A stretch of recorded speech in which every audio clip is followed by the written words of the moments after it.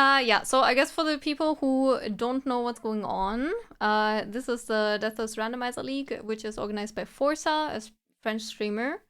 And the whole concept is that you have to go through Elden Ring while trying not to die.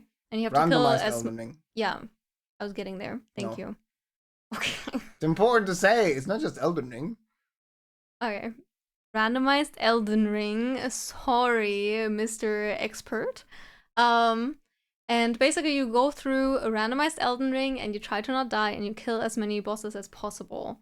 And yeah, at the end of the... So it started with the players having to complete a bunch of seeds, and their highest scores...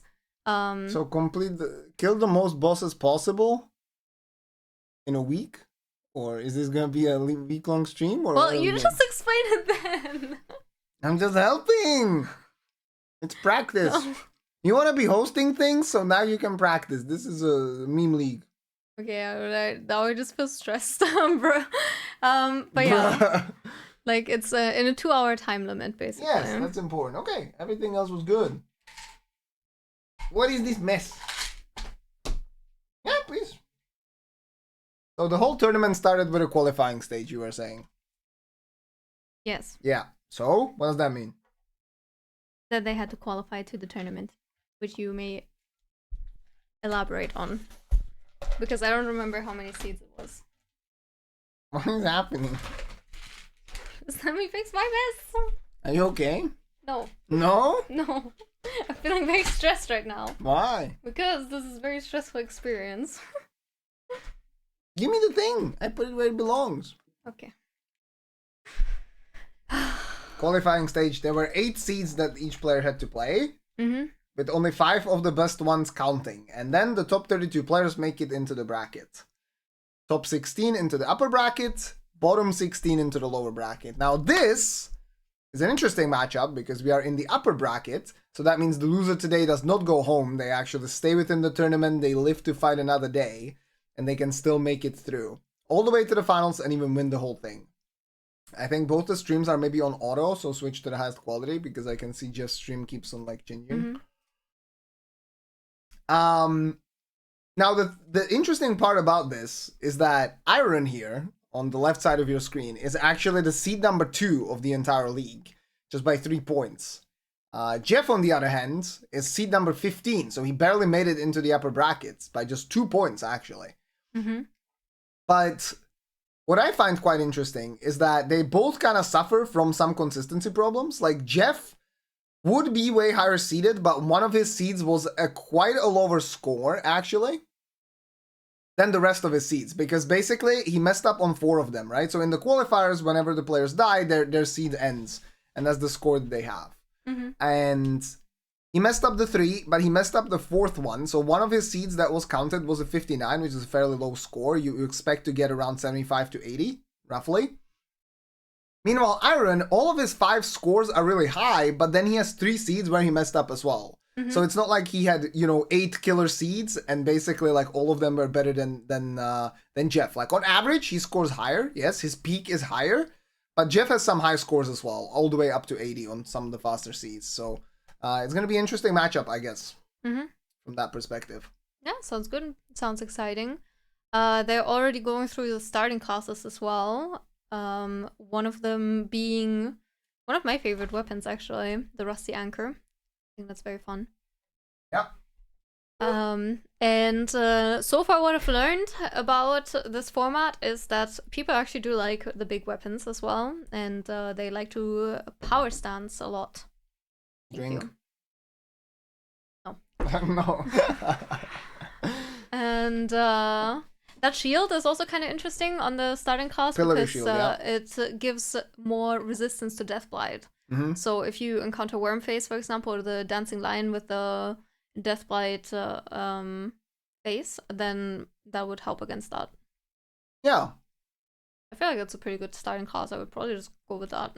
Yeah, both players right now hovering it. Both of them also choosing the same, well, in French it says legs, but it's the keepsake that they can start with. Mm-hmm. So why are the players able to actually start with the big weapons? Because all the weapons don't need requirements. So usually for weapons you have to level a lot of strength or faith or whatever. And in this format it doesn't matter. Okay. And another thing is that they all start with a little care package, which in the care package there's also a seal. And also it's auto upgrade. So once you upgrade one weapon, the other weapons are also upgraded that you pick up after. Mm-hmm. And you can also drop your weapon. So if you start with this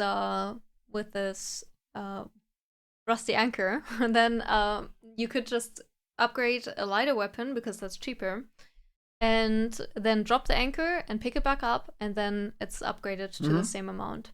Yeah, we'll see that multiple times because neither runner starts with really any extra money. They can basically just sell parts of the care package that they don't want to use, and they'll be using that to buy the upgrade materials and upgrade the starting weapon as well, or the seal.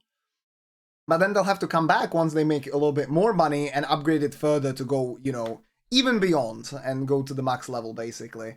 Except the max level is only available really once you find a special stone that isn't available in Roundtable, so there's a little bit of looting that plays a role as well.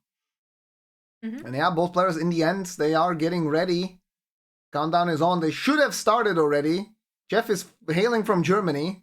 Where is his Pünktlichkeit?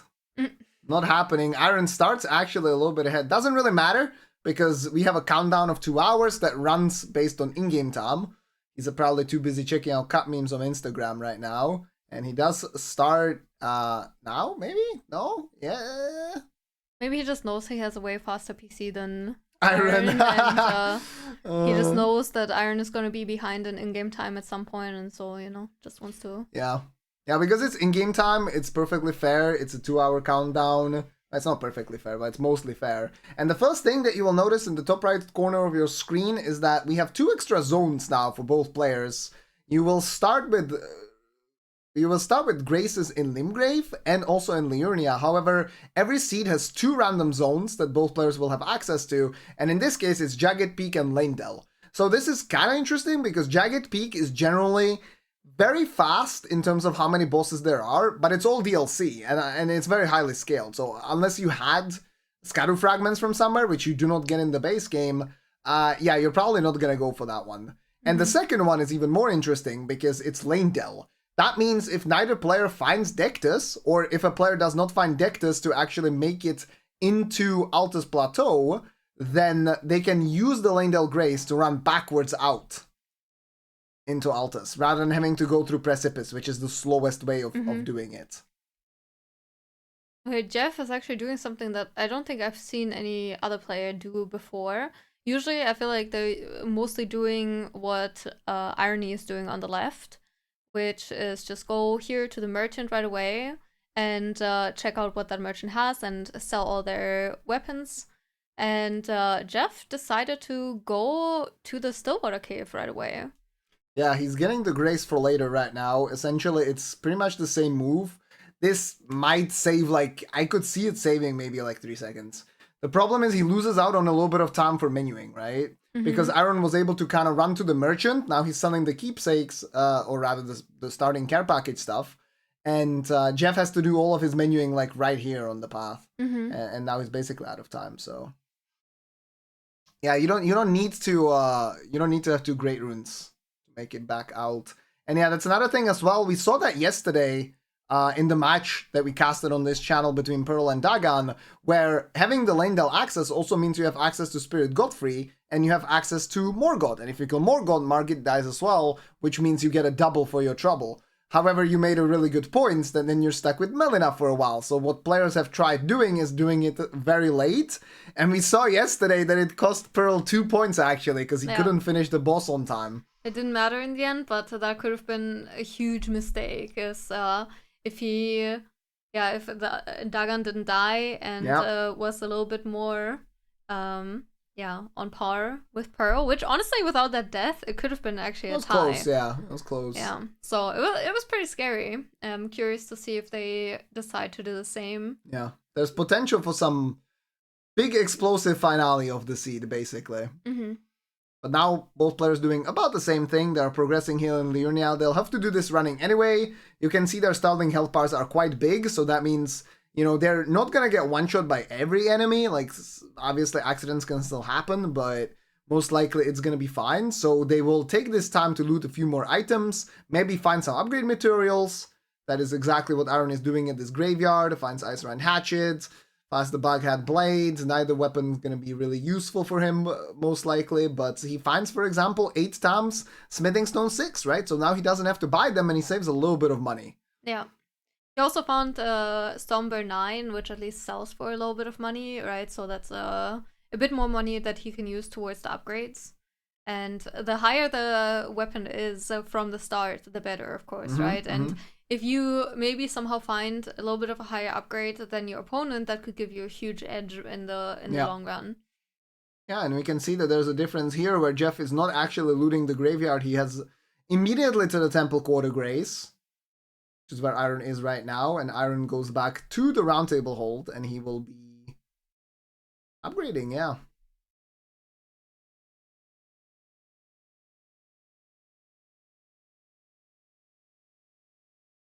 Was there anything interesting in Roundtable? I guess we're about to find out. Yeah, he doesn't even check. Yeah, because he knows that he's not gonna buy it right now. You know, he has 3.6k. He knows he's gonna have to be selling some extra things now, as you said, perhaps the Somber and stuff. Yeah, he goes for it right now.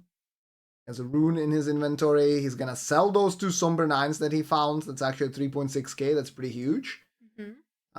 Jeff checked the Roundtable shop. Didn't really find much. Yeah. I mean, that's a plus 18. That's really, really good. Yeah, so plus 18 is good. That's plus 7 equivalent for a Somber, I believe. Yeah, let's see how high Jeff can get. I assume it's going to be a little less, just because he didn't loot as much. Yeah, he didn't loot, so he was unable to sell things, and he's only at plus 14, yeah. I mean, so that's 4 difference. He saved a little bit of time, not looting, but he's going to lose a little bit of time over the course of the early game because he's actually a lower level right now. Now, the thing is, this is Limgrave, so the scaling is quite low, and that means potentially these few upgrades are not going to make as big of a difference as potentially the looting did, right? So, in theory, he might actually be fine, but it also depends on what the bosses are here. If, like, something like Consort shows up, or, like, something tanky from the DLC, then it will play a bigger role. This merchant also doesn't seem to have really anything interesting. So both players just moving on to the boss. Yeah, same early game start except for that graveyard pretty much. And the Stillwater Cave routing, yeah. Yeah. It just kind of goes to show that Jeff is very comfortable or confident in the fact that he's going to go to that cave eventually. And we have a very interesting first fight. That's a fun one. That's a very... Iron didn't drop his weapon, so now he's doing it in the fight. He forgot about it. Yeah, Jeff had done that already. Small time loss there. Could be quite the time loss because also now they're on top of each other. Yeah, for Jeff, actually, he was able to get big hit in. Yeah, he like ran away from Mordovis instead of strafing. Somehow gets the hit there, despite the helmet being in the way. This is very interesting. Again, we have a keyboard and mouse versus controller matchup between these two players. Very nice.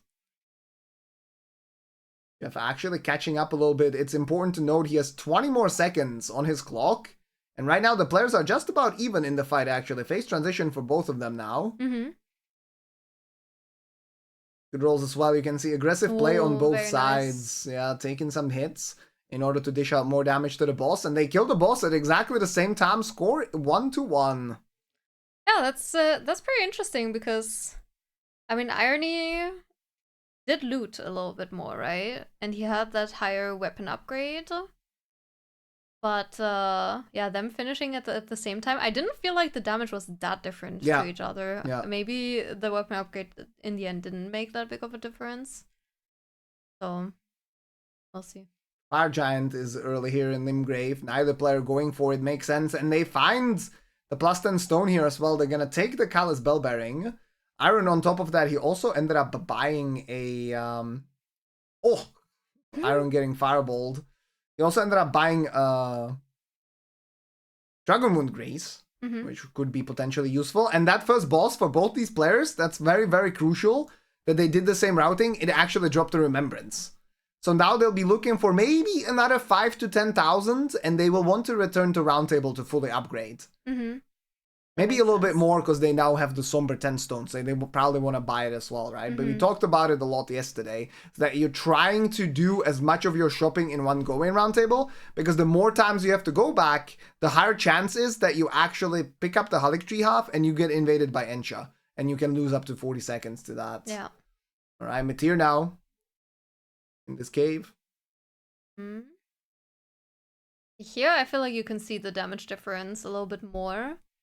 Irony having a little bit of an edge over Jeff. But... yeah, slightly, but it's not that big of a deal. Yeah. Like, you can see that hit was insane because there was a charge R2 directly into the weak spots. Now Jeff has to hope he can finish the fight as well, and he's gonna be done with it. And this could be like pretty good amount of runes actually out of this. Yeah. Also, yeah, both the players are playing the same seed, so it's completely fair, or as fair as it could be. And the only difference is usually in routing. So, for example, if one of them didn't go to the same first boss and didn't find the remembrance, that could have put them behind quite a bit, right? Because they're missing out on so much money. Which is just unfortunate, right? Yeah. Sometimes there's optimal place to go for, and sometimes you can do the routing a little bit differently as well. So yeah, seed is basically the only thing that determines it is like the randomization, and the seed is the specific number, the string that's attached to it, so that it can be replicated, so both players can have the same item and enemy randomizer positions. Yeah. There's a Tibia Marina for Jeff, and that is very annoying. It teleported outside of the Oh my god, jail. That's actually crazy. I don't think I've seen that. I don't know if I've seen Mariners. it with Tibia Mariner, yeah, in an Everjail. It's very common with dragons that they fly outside of the Everjail. And Astal. And it's super frustrating and can lose you a lot of time. And they're not allowed to quit out, right? Yeah, you would have to Memory of Grace out of here. Yeah. But right now, Jeff actually finding a good strat. These jump attacks, they do not bounce off the wall, so he's going to go for that. But the problem here is, now, Aaron is actually fully upgraded. He's plus 25 because one of those merchants had a max level stone. So now he has a plus 25 weapon for at least one boss. While Jeff, he didn't realize that Matir was going to drop that many runes. He's sitting at 45k, and he hasn't upgraded yet. And obviously this is a big mistake right now, because this is one of the higher scaled enemies in Limgrave, this Crucible Knight in this Everjail. So there's a good chance that whatever you're fighting there might take a while to actually kill. And look at this. I mean, these are ones from Iron are doing more damage than the jump attacks from Jeff. But Iron having the same problem. He actually Memory of Grace is out. Oh, that could be such a big difference, right? Because he doesn't even try to see if he can somehow figure out how to get the Mariner out, like inside of the Everjail again, or if he can attack him again. And he just Memory of Grace is out. And this is such a bad place to do it too, right? Because you have to do all this jumping again. It's actually quite the time loss, I would say.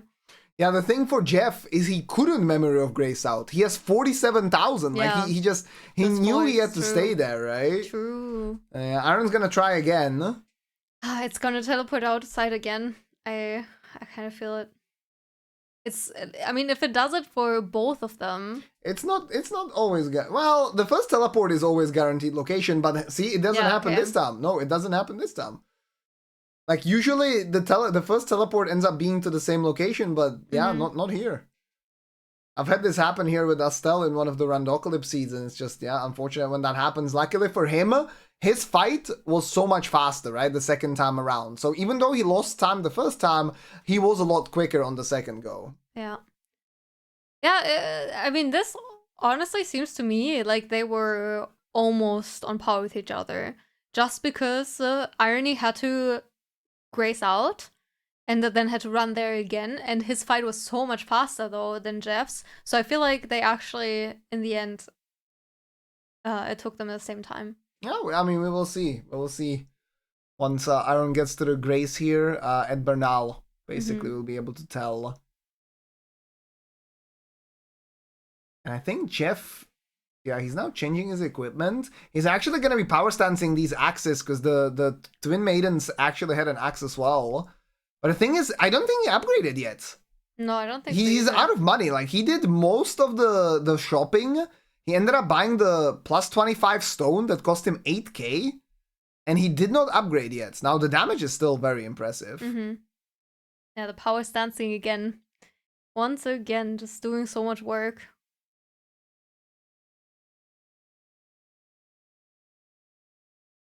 Right, so the kill happened at pretty much 12 minutes flat. Next up is going to be Split Loretta replacing the Deathbird here. Iron adding, holy damage. Because he's also going to be probably... Okay, he's using... also going for the power stance. So both players with the same build. The thing is, Iron was also able to buy, because he had enough money, he was able to buy Sacred Order from one of the merchants there in Round Table. And you can see that his damage was just so much faster. So he's about 45 seconds behind right now, but with every single boss, Jeff has potentially like a little bit more progression with the Stillwater Cave, but with every single boss, he's going to be making up so much time. And Jeff now still has to go back to Round Table and do more shopping. Yeah, I mean, look at that damage. That is insane, It's so crazy. Also, the Mariner in DLC does not have a boss bar. Yeah, so it's probably the mountain top. Yeah. The Altus.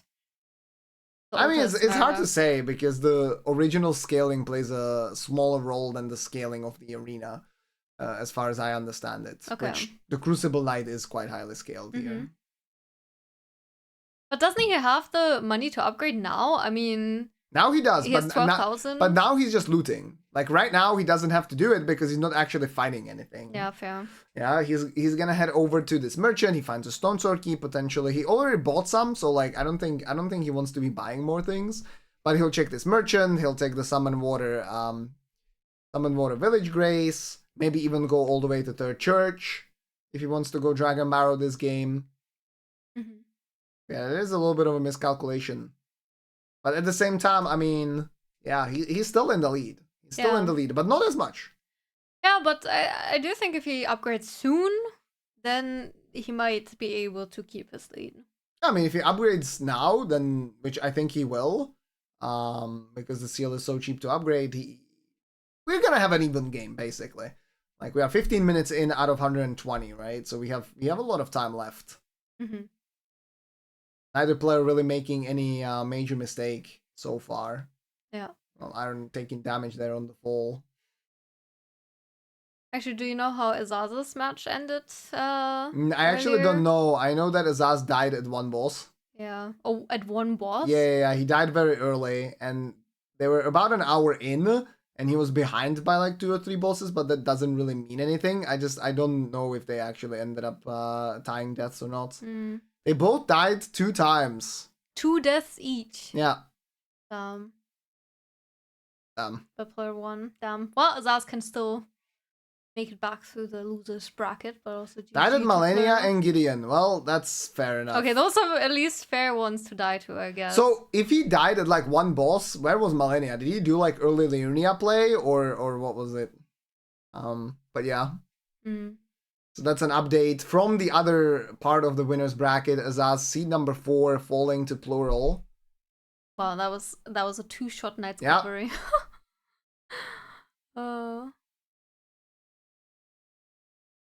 Is the bracket looking scary with all those top players?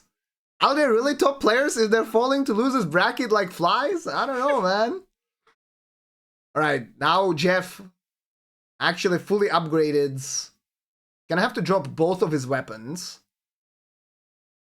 Outskirts, Deathbird, and Gravity. Okay, gotcha. Malenia at Liurnia Nightcap replacement. Yeah, that's kind of what I thought. So he did early Liurnia. He killed the first boss, and then he wanted to kill Malenia to get runes, I think, and he just died.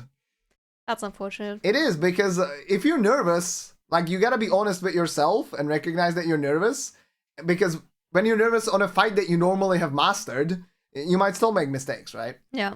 Yeah. But hey, he gets to live and fight another day. Yeah. Well, back to the current match, though. Irony is currently running towards patches, right? Probably also for the Stone Sword keys. And Jeff is going towards the duelist where we already saw as the Knight's Cavalry. And he has also finally upgraded his weapons. So now he has a plus 25 or 2 plus 25 weapons. So he's going to do so much more damage now as well.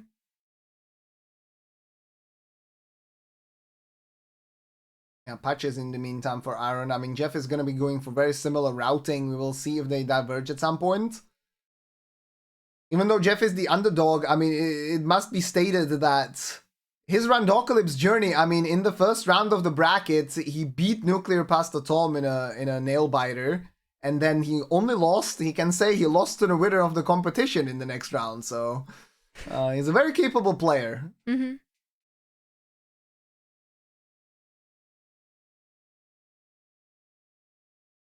Yeah, Iron now gonna go for the same kind of looting with the merchants and the grace progression that Jeff was also going for. Mm-hmm.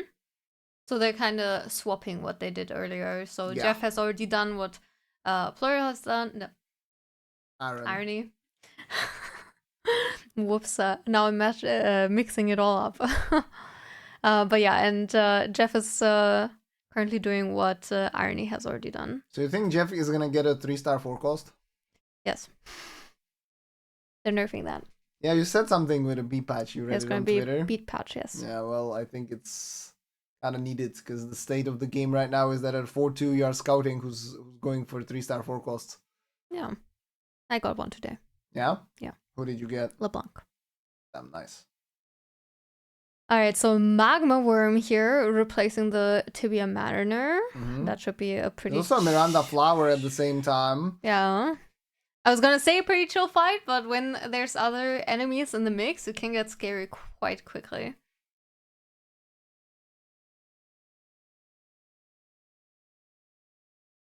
Yeah, I mean, getting Alexander or something like that, I mean, you basically only go for items that are completely on the way. And Alexander, you have to kill, and it just takes a while. Talk to him, get him out of the hole. Yeah, and it's way too much for just some random, probably bullshit item that won't help you at all. Yeah. So, yeah, you would. Yeah, you can see that when players are looting, they're either checking merchants, or for the most part, they are looting graveyards with high density of items. Yeah. Yeah, because also one thing to note is, if you don't know, that remembrances you can only get from bosses. So I think that already makes it a little less exciting to loot stuff, because remembrances is one of the big ways to get a lot of money and get ahead of your opponent, right? So you would think, oh, looting a few more things, maybe I can hit big. But unfortunately, I would say there's not that many items that you can even find that are going to help you that much throughout the match to make it worth it to go out of your way for looting, at least. But yeah, when you loot the graveyard, since there's so many items on one spot, it does still make sense, especially if the graveyard is on the way anyway, like the Leonia one, for example. Jeff in a little bit of a precarious situation. He was trying to finish up the Fire Giant Dell with a riposte, but the Meteor actually came to interrupt. It does a lot of damage, does finish up the fight in the end. Meanwhile, Iron has made it all the way to Kaled. He's now fighting the replacement. Well, not really. He was fighting the replacement for the Mad Pumpkin duo, which ended up being just a demi-human queen. And the rationale here behind Iron's routing is he tries to get to the merchant at the Bell-Bearing Hunter in Dragon Barrow. Because, yeah, I mean, there could still be something that helps him out, right? There could still be something that makes him a little bit stronger. And if he gets there early, he will get the advantage over Jeff as well. And yeah, the looting is mostly important at the start, and then it doesn't play as big of a role. I mean, you're looking for weapons. Like, you could find better weapon setup, right? Like, suddenly you find 2 Colossals, you might switch to 2 Colossals because they'll be fully upgraded. But especially if your weapons are already max upgraded, it's not as important to try and look for more, basically. Limgrave Tunnel for Jeff on the right side. Now, Irony is currently checking out Dragon Barrow a little bit. A very high scaled area. I mean, pretty much the highest scaled area that you can access usually in these matches.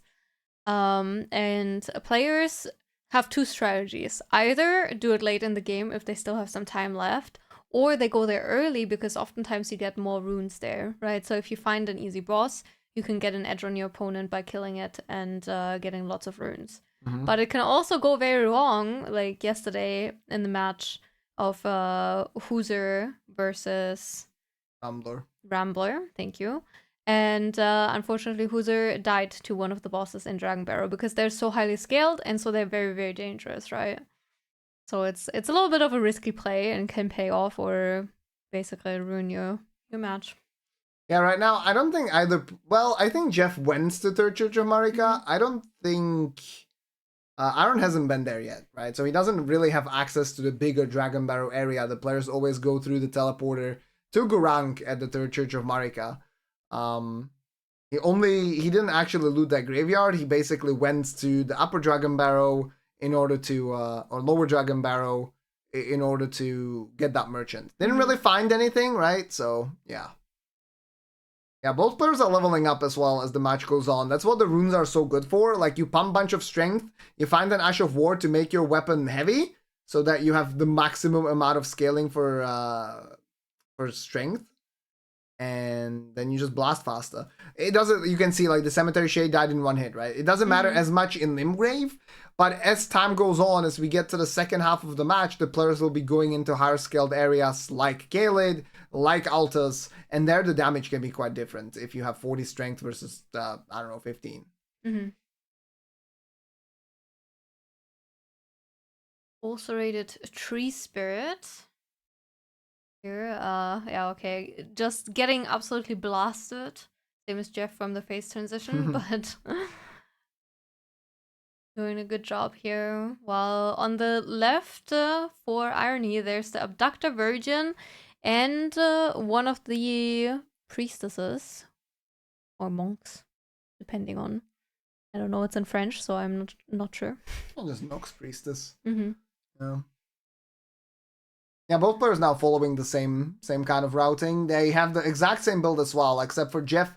He actually found the Raptor's Feathers armor somewhere, which boosts your jump attacks, right? So when you're power stancing these bigger weapons, you are jump attacking a lot, as you probably have caught on to.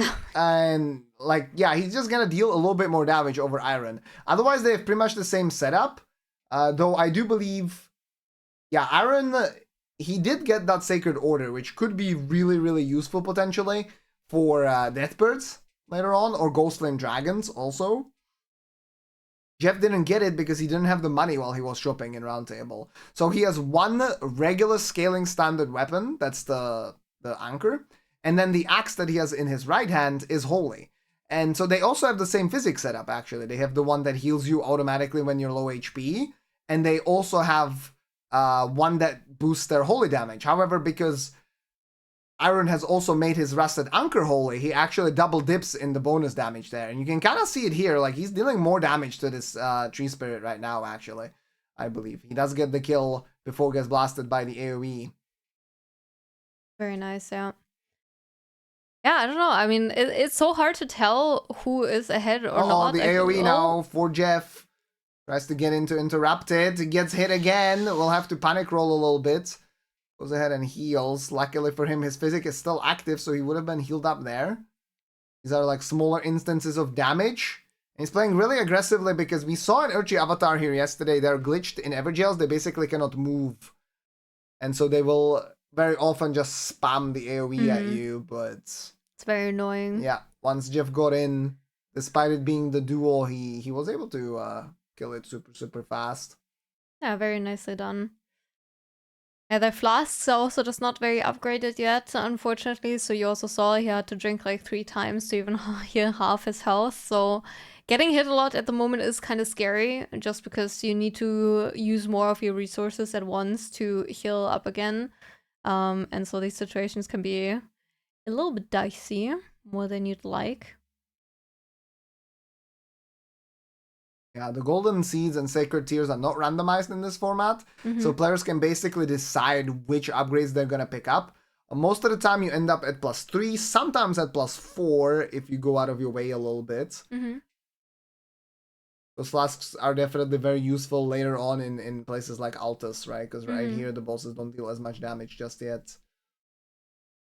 Iron getting a better opener. He doesn't get the AoE just yet. Yeah, and he dealt so much damage that he forced the tree avatar to transition immediately. Damn. And he gets a much faster kill there. I mean, that's just RNG. That's just RNG. Yeah. Nothing you can do. Aaron and Jeff both found another remembrance as well. Both of them sitting at around 80 to 90k right now. Yeah, they're pretty rich, I'd say. Jeff also just found the warrior jaw shard. Gonna be interesting to see if he finds some weapon with a good Ash of War.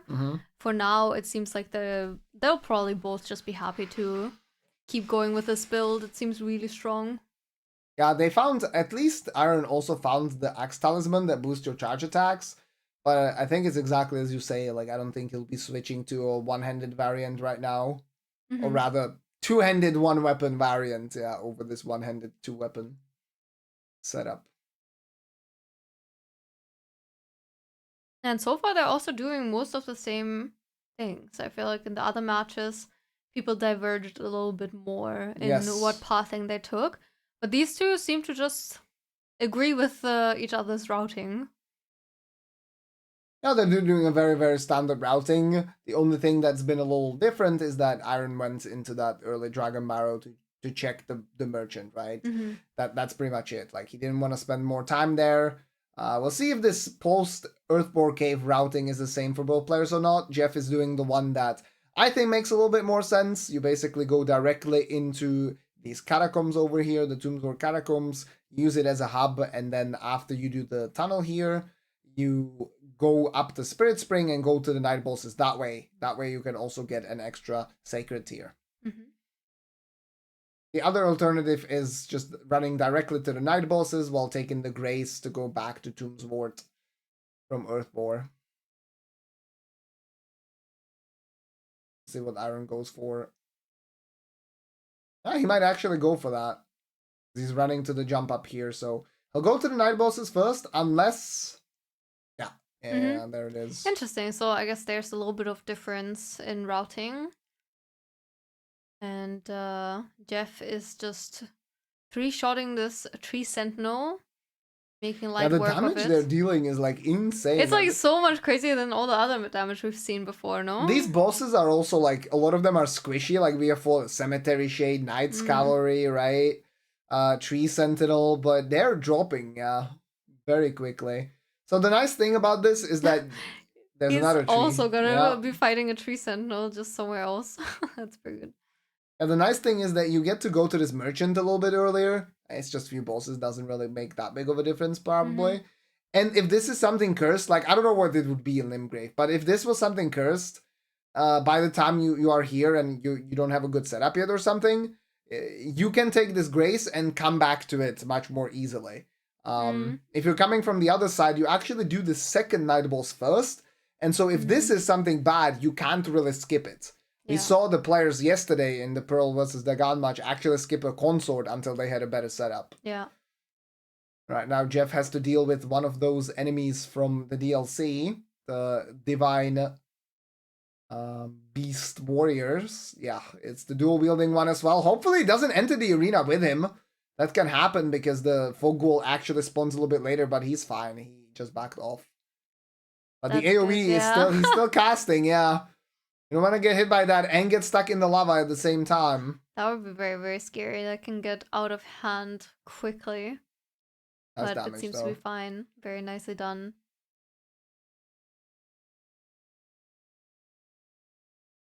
Oh, and now we see Aaron back in Roundtable, actually. Checking Batch's bell bearing. He buys the fun knives, the fun daggers. I respect that.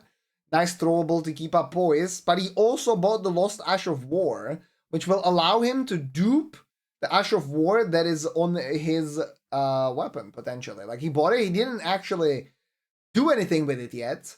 However, if he finds a really strong Ash of War, like, I don't know what it would be, but something that's really OP, and he wants to put it on 2 weapons, he can do that. He can make both of his weapons heavy, right? For example, I think that's more of the idea, is that you make one of your weapons heavy, and then use the same Ash of War to make a different weapon heavy as well. I think that's the idea, yeah. Sounds like a good plan to me. It's kind of crazy. They're so upgraded from the start, they're so rich from the start. They found so many remembrances.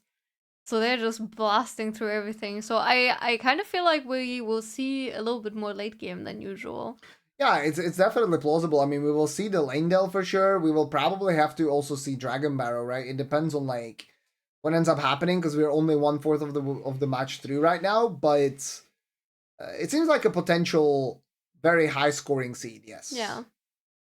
Especially if the enemies keep being so chill. But at the same time, if you get all the chill enemies in Limgrave, then who knows what's waiting in the higher scaled areas, right? Yeah.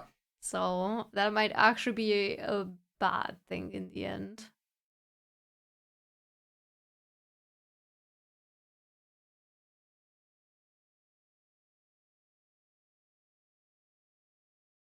I can move the grass a little bit. Yeah, I think that helped. I think you did a good job, yeah. There you did a good job. Why are you looking? Look at the game, bro. Huh? Not you! Oh. Chatter! I don't know. We're here just for show, man. That doesn't matter. You have to listen to the commentary and watch the gameplay. Maybe they just want to see our reactions, you know? We're actually, like, technically, we're being reaction YouTubers right now. Can you move the mic and grass up a bit? We can still see you. Yeah, what the hell, Hyperion. Okay, enough memes. Jeff now, 18 bosses in, decides to check out Dragon Barrow. Let's see what he finds there. I mean, we're talking about higher scaled bosses. This will be the first one. Score is now tied 18-18. After Iron gets this point. And first one is Loretta. I believe he will at least check the damage. I mean, damage is insanely good, dude. I don't know what the hell is up with their build, but it's crazy. That said, he has to be careful because... Yeah. Yeah, he didn't even apply physic. He just kind of forgot about that. Or maybe he wanted to check the damage and now sees that the damage is good, so he actually uses the physic. That is so crazy for real, Loretta. Yeah. The scaling here at BBK is pretty wild, but that's what I was just gonna say. Like, you want to play aggressive, you want to get these jump attacks in, but the problem with it is it leaves you vulnerable for quite a long time, and Loretta has certain attacks that deal a lot of damage. Oh my god, she has the high ground. Oh no. That's a little bit unfortunate. He's trying his best. Oh my god. To get a stagger, and he does so, but the double hit from the power stance weapon actually unstaggers Loretta immediately. He's not healing because he knows he has the heal from his physic as well, so he's playing very aggressively, and the last jump attack gets the kill. The Gwynblades are gonna be there, and he stops to get iframes from the torrent animation. Like, he doesn't mount torrent when moving. If that was intentional, that was really clever, I think. I mean, I think he played that quite clean. Like, he played it very aggressively, and so he took some hits, but I think it was pretty much calculated. Yeah. I think that was really well played. Yeah. Now Iron, he's in the same tunnel where this Divine Beast Warrior is as well. And yeah, I mean, Jeff just got, like, you know, I don't know if he spent his previous runes, but he has 222,000, and he sends everything to strength. He's at 39 strength right now. Yeah, and he uses one of his Ashes of War that he found, which is actually Poison Flower Blooms Twice, Fun Ash of War from the DLC, makes one of his weapons heavy. Mm-hmm. Yeah, and this is another pretty chill boss. It's just a Beastman and a Crystallion, but they're pretty far away from each other as well, so you shouldn't have to worry. And also the Crystallions are usually pretty passive in these duo fights. So that's kind of what you want to see in Dragon Barrow. All these pretty squishy chill bosses, you know? Yeah.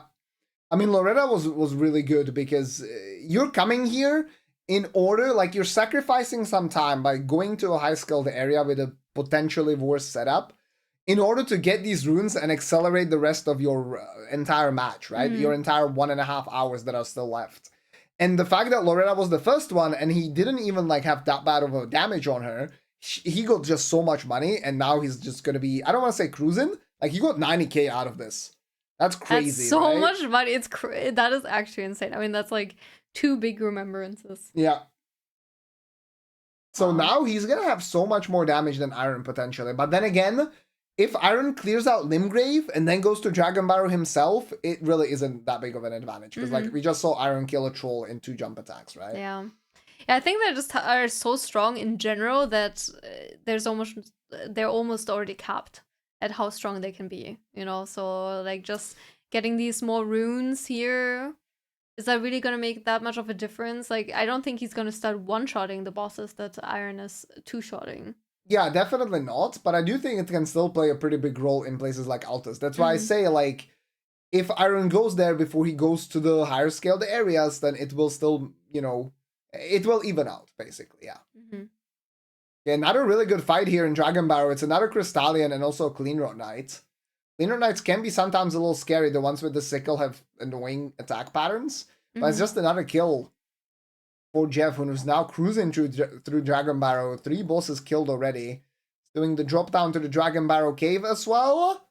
He needs to make sure that he stores his position. I think he did it. Yeah. And nicely done. Yeah, nicely done there. Gets more runes as well.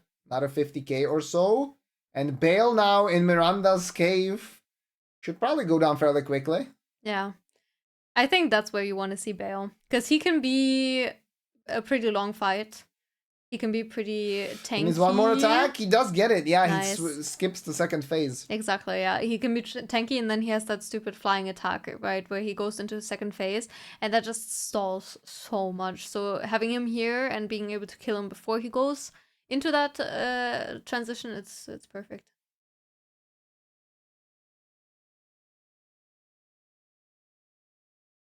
Ooh, and all the runes are gone.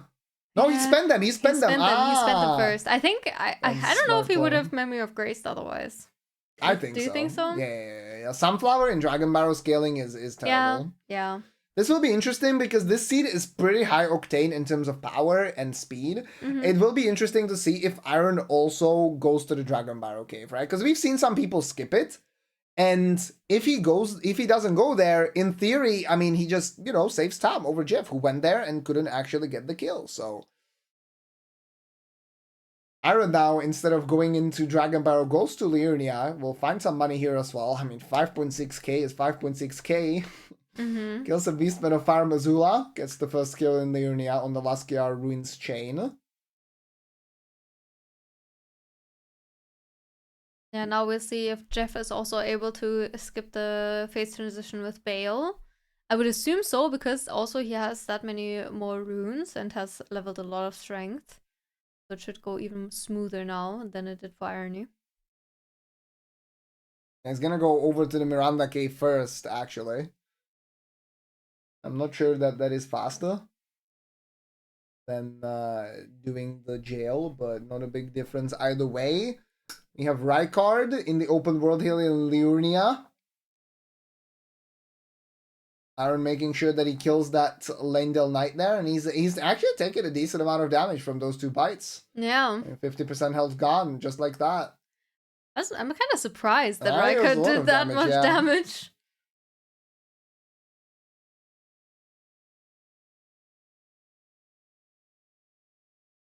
Let's see who's here at the Tibia Marina now.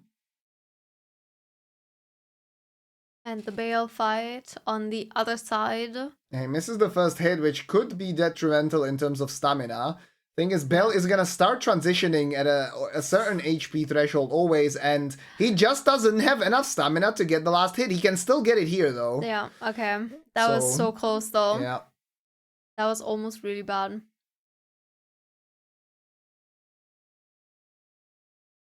Nice save, though. And the left side, it was Ancient Hero of Zamor in Liurnia that Iron was able to dispose of fairly quickly. Score is now 25-22, but obviously that doesn't tell the whole story at all, because Jeff has already done some of the Dragon Barrow bosses that Iron will most likely go to later. It's quite interesting to see. Like, I don't know what Iron's strategy was throughout the qualifying stage, if he was going for early Dragon Barrow or not, but I would have expected it from, like, I would have more so expected it from a player of his caliber to go to Dragon Barrow early, right? The fact that Jeff did it and did it successfully, I mean, that's great. But I think it's a little surprising, I guess, is what I'm trying to say, that Iron did not actually go for that play just yet. Maybe he's playing safe because he knows it's the playoffs, it's the first match. Maybe he believes it's a little bit faster than Jeff, right? As the scores would indicate from the qualifying stage. So maybe he thinks he just doesn't have to play that risky. And I mean, right now he's executing his game plan really, really well. Yeah, that's true. Yeah, and like so far the three bosses in Liurnia, I mean, he was destroying. So it was it's not gonna make that big of a difference that Jeff has more runes.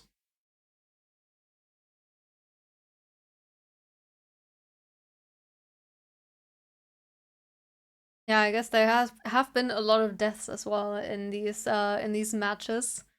So I think maybe if I was someone playing now, I would probably take a warning from that too. Yeah, you know, that's and play fair, maybe yeah. a tiny bit safer than usual. Yep. Because that is literally how you can lose a whole match.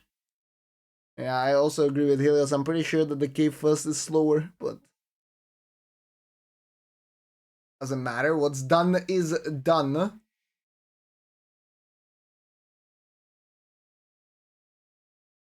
Aaron made it to the Church of Vow, so he is doing the East Liurnia routing. Makes sense. That's kind of the standard, I believe. Mm-hmm. And he went back to the Death Touch catacombs, the ones with the black knife. Adan, yeah, he was dodging. God. He knew what was coming. He knew the one shot was coming. I was gonna say I don't love using jump attacks against NPCs because they jump away so much and they're so small, so you can oftentimes miss. But in that case, I mean, Didn't one matter. hit and it was fine. And he found another remembrance, so even more money going into his pocket, actually. At this point, he's gonna be a millionaire. Death Touch was a Death Ride bird. Iron missing some attacks. That's the thing, right, with power stance, is that the jump attacks can just be easy to miss sometimes. And it's funny because now both players' routes are actually converging at the same place at the same time. Obviously, Iron having a lot more progression now through Liurnia. That's where two of the kills actually come from, that he has a lead. But he also made some progress in Kaled, but he also hasn't made progress in Dragon Barrow. So like right now, it's impossible to say who's ahead, again, as usual. But it's very clear that as things stand, Jeff has a power advantage because of the extra runes that he got. And both now heading over to Soldier of Godric replacement. That's the lowest scaling you can get.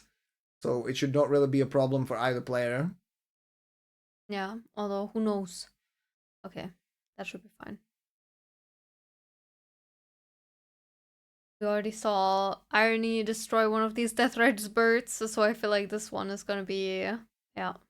It's actually about the same, like same amount of hits. Interesting. Right. And I mean, this is where you want to see these Death Rider birds, right? In a low-scaled area, that could be one fight that would be a little bit scary. They're dealing the same damage. I know, right? I'm telling you, like there's no difference in. There's no difference because I believe right now. So this is super interesting because one of the weapons is holy by default and you can't change it. The Rusted Anchor is not holy by default, but you can change it. And so Iron, he has his Rusted Anchor in Holy, and he has the physic that boosts Holy damage. So as I said earlier, he's double dipping, basically. Meanwhile, Jeff has it in Heavy, so he's getting more damage from his Strength stat, but he's not getting as big of an advantage from the physic. So the damage kind of just evens out at the moment. That's so weird. And I mean, I guess, especially against the Death Ride bird, since it's weak to Holy, maybe that evened it out even more on that boss. That actually is a good point as well, yeah, because they are weak to holy damage specifically, yeah. Damn, interesting match. I mean, I think in both the other matches that we casted together, the players already died at this point, right? So yeah. See, it's just proving that us casting is not the curse. I think. Death Touched Catacombs now as well for Jeff. Yeah, another Death Ride bird. Back-to-back Death Ride birds thanks to his routing. And in the meantime, Aaron is heading over to Lower Kaled. Very high density area in terms of bosses. As an octopus to deal with. Yeah, another thing is like, Jeff does have that armor that makes him deal more damage with jump attacks. That could also play a role. The Raptor's Feathers. Yeah, but that should make him have even more damage, right? Yeah.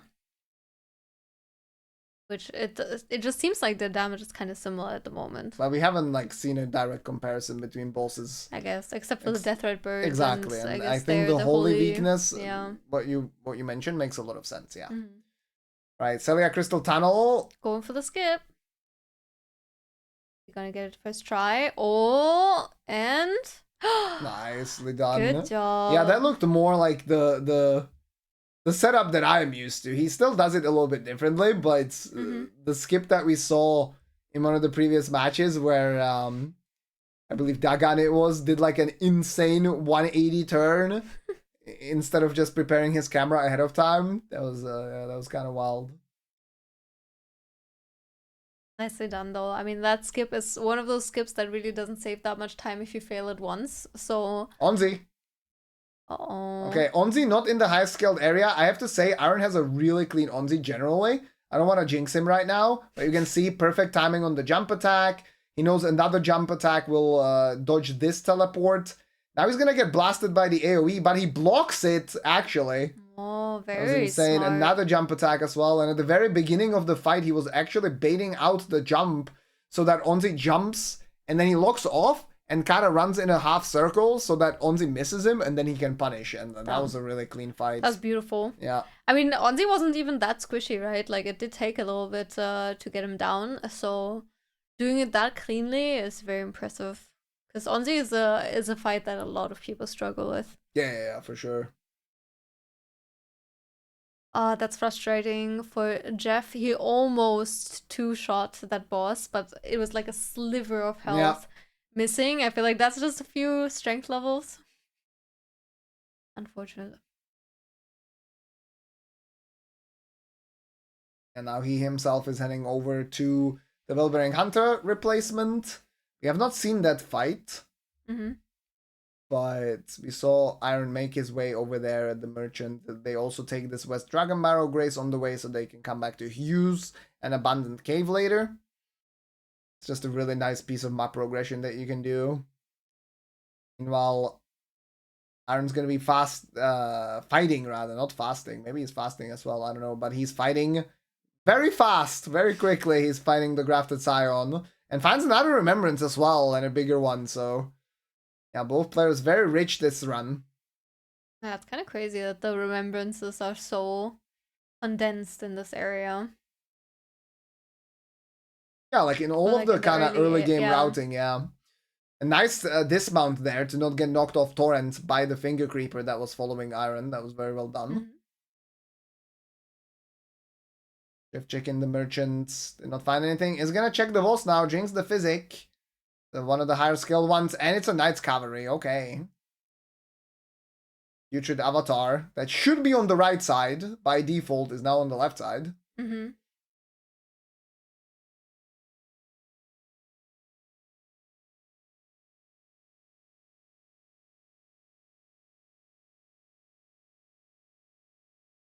Very nicely done, though. And honestly, for this scaling, it's not too bad. I mean, his damage is really good for Jeff, that is, and Iron too, like both, yeah. He definitely knew how to fight the Knight's Cavalry as well, to not make us stall too much. A lot of people chase the Knight's Cavalries around and then they just run away even more. Over crabbing action there. Crustacean going after Iron. Iron also leveling endurance. It makes sense. If you can get enough endurance to get one extra hit, that can be quite a difference between DPS as well. Yeah, he found one of the colossal Radan swords. Right now he's fighting Ancient Dragon Man. This is a scary boss. Luckily for Iron, he's not doing any of the dragon bite attacks. Those are the ones that deal an insane amount of damage. Probably get one shot even from this health. Meanwhile, Jeff found Dane in the Hughes Everjail. And Dane's kind of being a menace. I mean, Jeff plays very aggressively. He keeps on jump attacking. Dane eats all of those attacks, but a little bit close there. Yeah. A little bit too close. I kind of would have thought he would heal one time at least, but I guess he knew what he was doing. He just dodged back. Dane chased him, and he was able to take him down. Another DLC boss for Irony right here, the Red Bear of Rana. Or Rugalea, I guess. Red Bear of Rana? Yeah, not the dancing bear. It's a dancer of Rana, yeah. Maybe it's a dancing bear, you know? Oh, nice, like Dancing Queen, but Dancing Bear. Nice stagger there before the face transition with the big scream attack. That was really, really nice.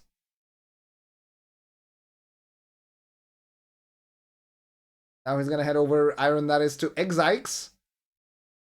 Looks like it is more got. So this fight will take a little bit longer potentially, simply because Exikes is the highest scaled boss here in Open K-Lid. Yeah. But, like, the damage is still kind of ridiculous. It's really good. Now he gets a stagger. He even two-hands his weapon before the riposte to get that extra strength scaling damage. And now he's gonna go for a charge R2, yeah. Triggers the face transition. Roll into it.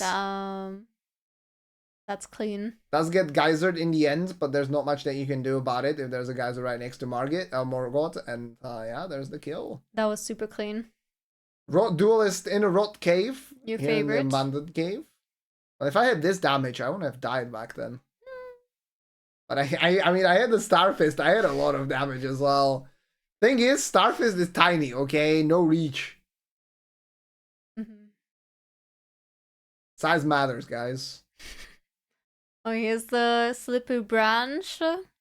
Looks like Irony is handling it very well, though. Yeah, he dropped to the lower branch there as well. He's gonna take damage here from the fall, but has it calculated perfectly. Slight optimization. Some branch parkour for Jeff as well, but elsewhere. He's at the ironyeu balcony, heading over to the Putrid Avatar replacement. Who is he gonna be fighting? Vike. Vike is just chilling AFK right now for a second. Yeah. Trying to buff up. Okay, Jeff really looking forward. Not forward. He's really looking for rather that last hit to skip the healing, and Vike just goes down. I mean, I think he was also looking forward to skipping that healing because that makes it so much faster. And Vike can also be a little scary, even at lower scaled areas. Vike can just buff up and then do a ton of damage that you don't expect and stun lock you, and so good to get that out of the way. Yeah, I see in the chat we have a pretty clean game so far. That's absolutely the case. I mean, it must be said that this build is really strong. Both players have been really rich since the beginning. There has been, I don't want to say scary, but there's been one potentially challenging fight, which was the Loretta from Jeff in the Dragon Barrow area. And he handled that super well, right? So, like, so far, like, both players playing very clean. At the same time, the seed allows them to do it. There haven't been, like, very random incidents so far. Are now gonna head over to the Gale Tunnel. Now, both players obviously, like, they have access to Leyndell, but they would prefer to find Dectus if they could. Right now we are at 0 Dectus half for either player, and they're gonna try to fish for it as much as possible, especially if they find like one half of Dectus. I assume that they will be looking for, you know, potentially some slightly slower checks, because if your opponent does go for them and then makes up the difference by, you know, having the Dectus half and you didn't have it, you might be in a pretty bad place and you might miss out on a boss because of it or something. But right now, 0 Dectus halves. That's why we are seeing all of these areas before Altus, because you don't really want to use Leyndell. It's like a last resort. Yeah, makes sense. Leyndell better than Makar, but Dectus better than Leyndell as Altus access. My understanding of it, at least. Alright. Well, here's Borealis, and he's gone. Easy as that. That can also be a very tanky fight, and the frost that Borealis does can be very annoying to deal with. But yeah, very, very nicely done here with that big damage that they do have. Yeah, normally dragons most of the time are weak to Pierce. Borealis is actually strong against Pierce and Slash, and he is weak against Strike. Now, neither weapon that that Jeff has, or either player, because they're rocking the same build, has Strike. And in fact, the Rusted Anchor is actually Pierce, but it didn't really matter on that fight, is what I'm trying to say. Yeah, they're just so over-leveled and everything that it doesn't really matter. Yeah, that Catacomb is also like fairly low scaled, right? So it's not really like insane in that regard. And now same chain also for Iron. Hey! I was asked by a chat. Yeah, I know. That's the second day though. You were asked yesterday as well. I didn't see it then. It was at the very end. Well, here you go. The one for yesterday too. Bruh. Alright, here have a Vike now for Irony. Let's see if it's gonna be a little scary. I mean, he doesn't AFK at the start. And I think here, actually, Irony has some more hits that he has to do. He gets the healing, too. But there he goes down. Yeah, it's kind of crazy that he still went for the power stance jump attack because he probably just needed an R1 at the very end. Okay, this Death Knight dying really quickly as well. Like, these guys, they deal so much damage with this build. It's actually wild.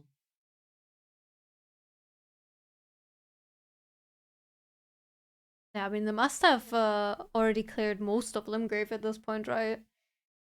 I don't think there's really much left. There's like slightly slower stuff, like Stonefoot Catacombs, for example, which players generally don't go for. I assume that with a seed this fast, like you could probably do it.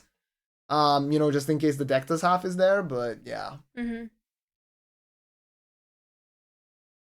right now, Jeff also gonna be heading over to Lower Kaled, so he'll be catching up to Iron in that regard. Yeah. But I feel like on this match, because neither have found either of the Deathless halves, you probably don't want to fish for it for super long, right? And just move on. Because the Deathless halves can be anywhere. They don't have to be in the early game or anything like that. So if you don't find anything, it's very unlikely that you'll find both. Yeah, that's true. And you need to make sure that you have enough time for Altus as well. Like, you don't want to get into Altus with like 20 minutes left, and then you're like, okay, well, this... You know, one of the most efficient, boss-efficient areas in the game, I'm not gonna be able to clear out because I spent too much time looking for Dectus in these one-offs, basically. Jeff also going for the skip here in the Celiac Crystal Tunnel, nails it down perfectly as well. Very nice. Both did it first try. Very clean. Interestingly, Iron's going for charge R2s. He wants to get this stagger on Borealis as soon as possible. Makes sense, because dragons always fly around a lot, and it's really annoying to deal with. Yeah, and he also, another reason, as I was saying, the Anchor is a pierce weapon, so you're actually not going to be dealing that much damage. I believe, at least. Maybe they have the same resistance. Borealis has the same resistance as to standard. I'm not actually sure. Yeah, now Onzi for... Okay, that damage is way better. Like, really good damage. He does get grabbed. The grab's not going to deal the most damage to Jeff, but he does have to be a little bit careful on his stand-up. That is crazy, though. That's such a difference. And he also knows about the jump strats. I mean, yeah, very well done. Amazing. And I think that might be the difference between him actually doing the jump power stance, while I think Irony just used tap all once. Could be. I don't remember the strat. But I'm pretty sure he anymore. But I'm pretty sure he doesn't do the jump attacks on the Onzi fight. But maybe I'm misremembering. I mean, he was doing jump attacks because he was jumping over the teleport, right? But I'm not sure if he was power stancing. Yeah, I think he probably was. Yeah, maybe. But why was the damage so much? I mean, I guess because of all the levels that Jeff just has over Irony. Next out, Crystal Cave now for Iron. Finds the Ghostland Dragon. This might actually be the first huge advantage for Iron, potentially, because he does have the Sacred Order. You can see the damage is kind of crazy. We'll see how it is for Jeff when he makes his way over there. It will take a while still, because he needs to go through this Kaled area. But he wasn't able to buy this Ash of War due to the lack of money. And this dragon dies so much faster with that Ash of War applied, because Sacred Order gives you not just some flat damage. Well, it gives you 10% damage buff, not flat, but it gives you 10% damage buff as a universal. But it also gives you 100% extra damage to undead entities. So that's Deathbirds and Ghostland Dragons most relevantly. There's another tree sentinel for irony. The Adula replacement. Smarag. One of the dragons. Yep. Many. Replaces Smarag, who's one of the highest scaled bosses here in Liurnia, so that's why the Sentinel is a little bit tanky, actually. Mm-hmm.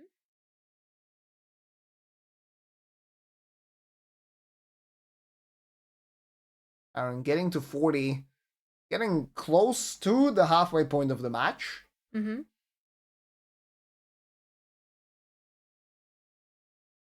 And you can get a lot of stuff done in the second half. So the fact that he's like at over 40 halfway through, that is very good.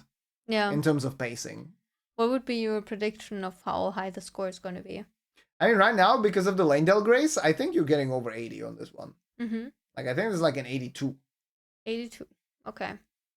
I mean, provided all goes well, right? It's a big question. You said mark. 82. Yeah. I say 80. Okay. We're believing in the 80s today. Mm-hmm. And the seed is good. The power is there. Yeah, although, like, I mean, because they get so many of the chill bosses in the early game, I am a little worried what they'll encounter in the later Okay, Jeff, areas. nice strafe there on that attack. Yeah. Doesn't want to get hit by that. His fight here definitely slower against Ancient Dragon Man. Suffering a little bit from Ancient Dragon Man going around and Jeff rolling around as well, because then when he tried to do the jump attack in, he was actually unable to connect with the hit. And here's another Ghostwing Dragon. Yeah. That's crazy stuff. Almost back to back. Doing even more damage to this one. Mm-hmm.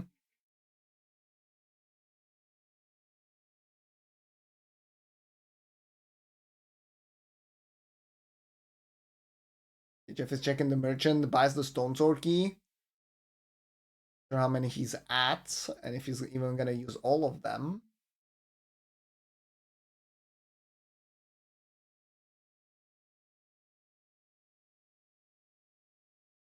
Rugella gets a hit there on Jeff. It's kind of hard to jump attack over that thing when you are directly under the bear. Mm-hmm. Yeah, he doesn't even have to deal with the scream either, so that's quite good. And there was one point that someone in chat made. There's a difference between the flask quite a bit. I mean, we have a +3 for Jeff, which is kind of what I was talking about, is like what you usually end up on. He might even end up at +4 if he decides to pick up the Bellum Highway one. Mm-hmm. But Iron is actually still sitting at +1.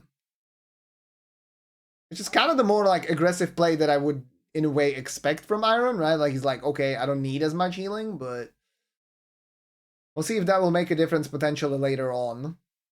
Another enemy that's weak to Holy for Iron. He finds the Ancestor Spirits.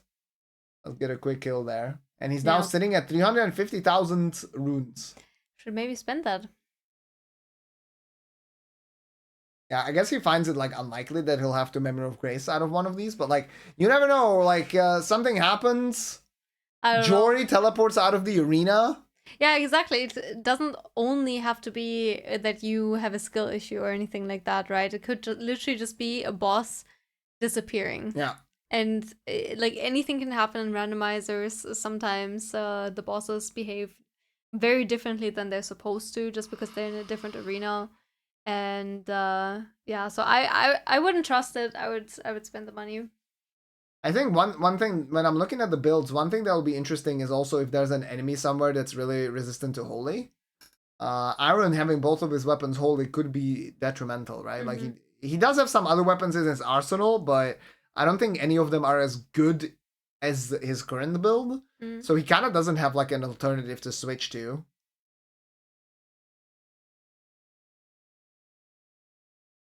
Yeah, so if you encounter something like Radagon or Elden Beast or...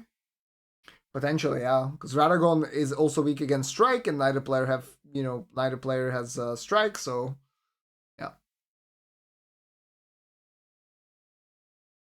Falling Star Beast dying in 2 hits, pretty much. Knight's Cavalier, probably going to be a similar story there. Yeah, unfortunately missing the rider and only hitting the horse twice, but... Gets it down now. And Stillwater Cave. Okay, so both players now going to be in Liurnia for a while. Stillwater Cave, this is the grace that we saw Jeff begin with, basically. He rented his cave to get it. Mm-hmm.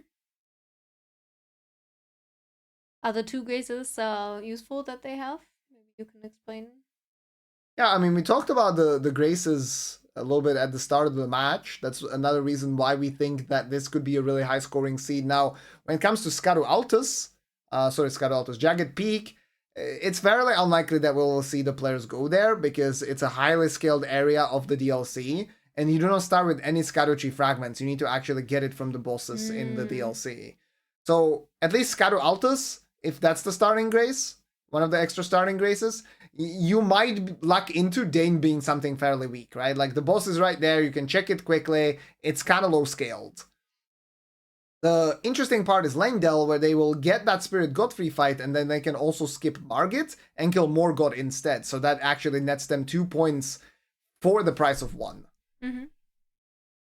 So those are the extra graces. Nice.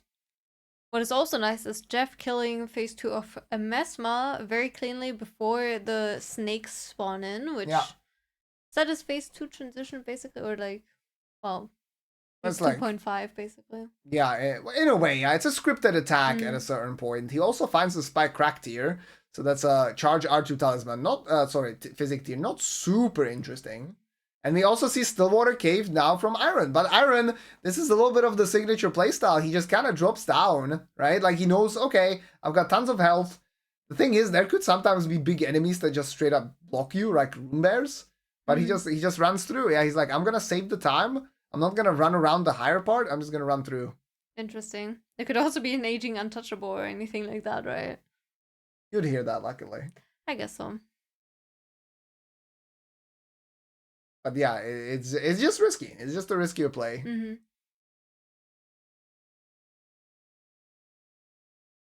Jeff getting Renala down before she goes up again. That was a little scary with the last hit. I was almost worried that he would have to kill all the children again. He still killed 1 student afterwards as well for good measure. Yeah, just in case. Yeah.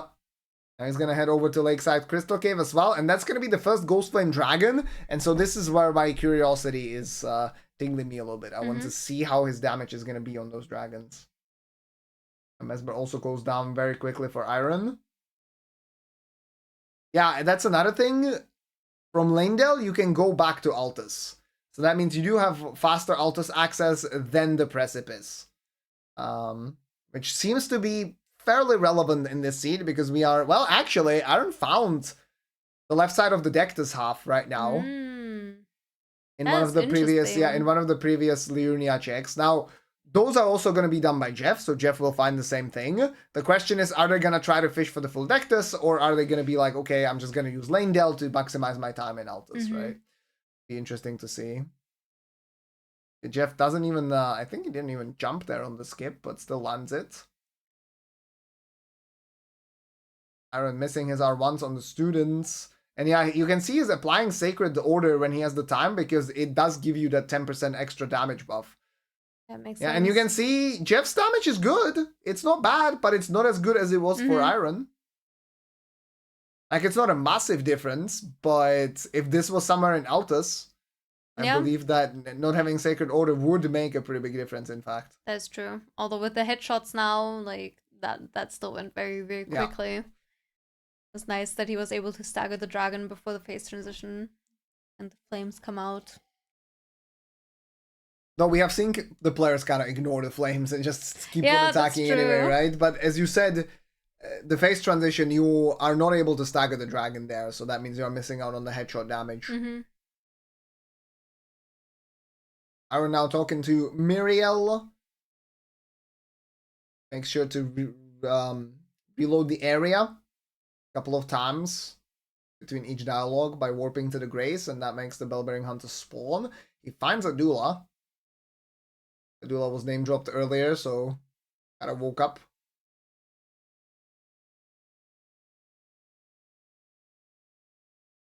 That was nice though, how Irony used the fly up from Adula to buff again with the Golden Order. Very nicely done.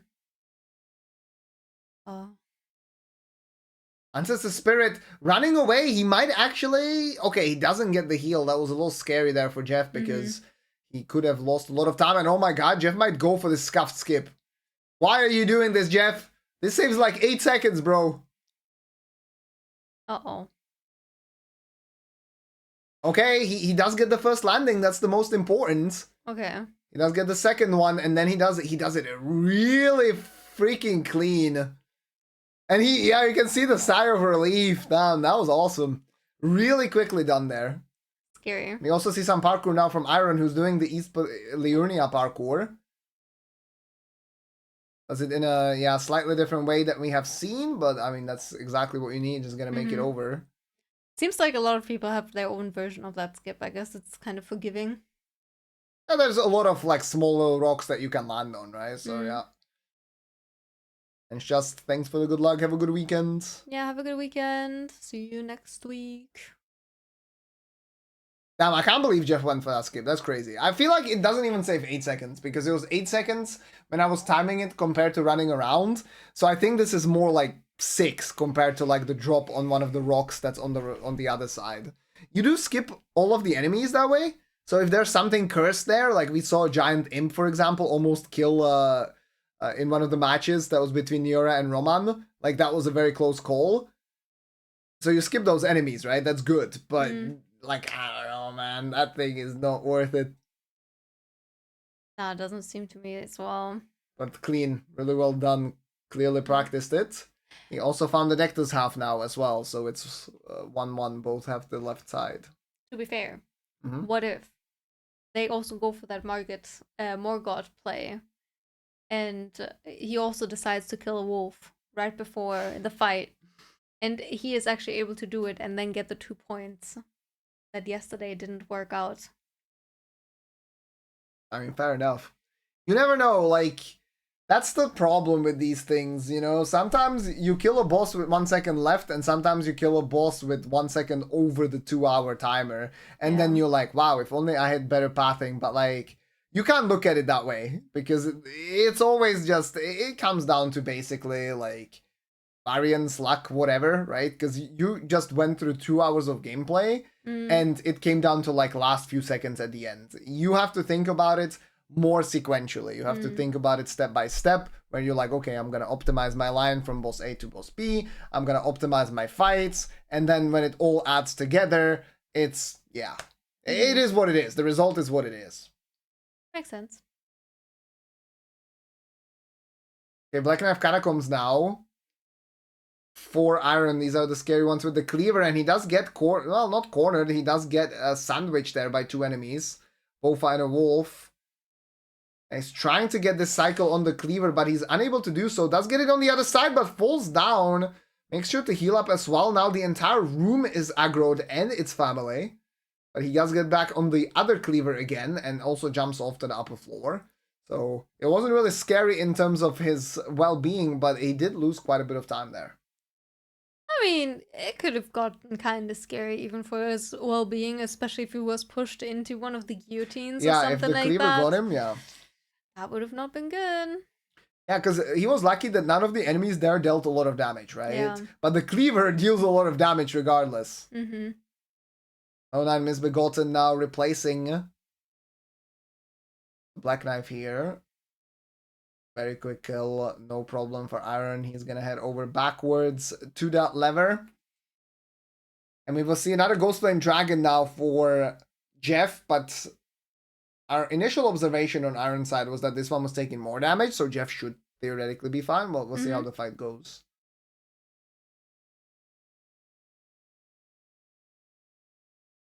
Tries to get the headshots there, misses. Unfortunate. Roll on the bite, goes in for another jump attack. I mean, the double headshot damage is crazy. And this is what we are talking about. Players kind of just ignoring the fire. It can sometimes, double tick you. That's a little scary. Yeah, I agree. I don't know. I would not be super comfortable with that. But at the same time, I guess even the double tick didn't even take out half his health, right? So yeah, I mean, if there was a Frostbrook and stuff, maybe it would get a little dicey. But like in general, I guess they just considered his scaling to be manageable still. And now Iron also getting up to 50. Oh my god, don't do this. Liurnia skip at the same time. I mean, this one is free. No one ever dies to this one.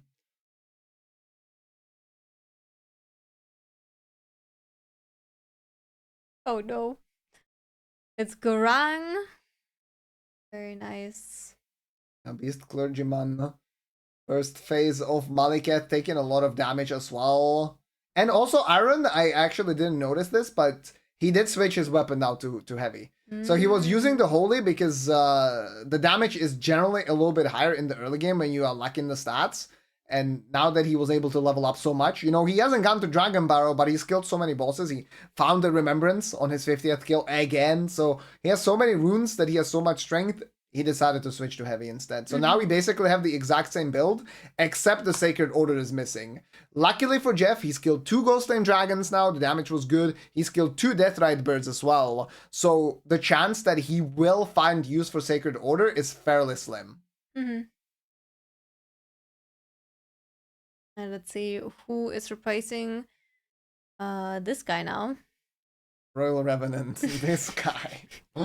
That's Knight's Cavalry. Great. Oh my god, that's exciting. Very surprising. I mean, it's owning Iron's ass right now. Yeah, that's true. Iron, yeah, playing safe, actually healing up because his bleed buildup was quite high as well. So if he got hit there and bled proc, that could have been death.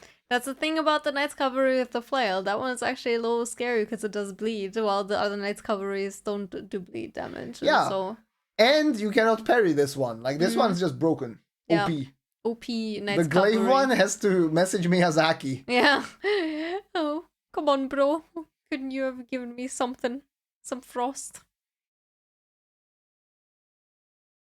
Instead, you get Ice Spear from it, but they do not use it. Yeah. Yeah, you should have had ice on it. Maybe I just didn't have time to implement it. That could be one of those things. Maybe they forgot about them. They made too many Knight's Cavalries, so they didn't keep track of them anymore. Yeah, maybe. Interestingly enough, both players did the exact same chain at the same time, but now their progression is different, right? Because Jeff has not gone through this Laskia runes chain yet, while Iron has. Jeff has gone through Dane, Iron has not. Iron missing one of his attacks as well. But now he's just opting, instead of the power stances, he's just spamming L1, which is working way better than the power stance jump attacks. Just regular attacks worked a lot better there on Dane. The only time that he can really hyper armor through your attacks here is if he does the Pawn Blast, and then you can just kind of try to roll it. Yeah, both players playing really clean. Jeff having a good time. Yeah, and the scores are also very even right now. It's still hard to tell, as always, but yeah, I think that like, I like to believe that Jeff is a little bit ahead. But you can't really tell. Yeah, I'm really not sure. I have to shout out Jeff for changing his layout in Randocalypse. He had a layout where he wasn't full screen despite using a green screen. So he had like chat on screen and stuff like that in a window, and you could not see his freaking game, right? Like, I literally had to make his stream bigger on the layout. I had to make one special source for just Jeff's match so that I could make it bigger and then like cut out the extra stuff that he had so we could actually see his gameplay. So he elevated his game now to the standard layout. Good job, Jeff. I mean, you would think being German, he would follow the rules, you know? It's not the rules. I guess not. I guess it's just politeness. It's not politeness, it's just... You don't realize. You have a shitty stream layout, you know? You just don't know any better. I guess. Yeah, I guess now that I think about it, yeah, true. Like, oftentimes for these events, there's like a little layout that that is provided to you by the league, right? Where then it's easier for the commentators to like take the gameplay. Yeah, that's and usually in like stuff, charity marathons and whatnot. Yeah. And I guess here it doesn't happen. Yeah, of course not. Right, so this boss we saw earlier, it's another Knight's Cavalry. And the game is tied now, 54-54, because Jeff was able to get 2 quick fights there.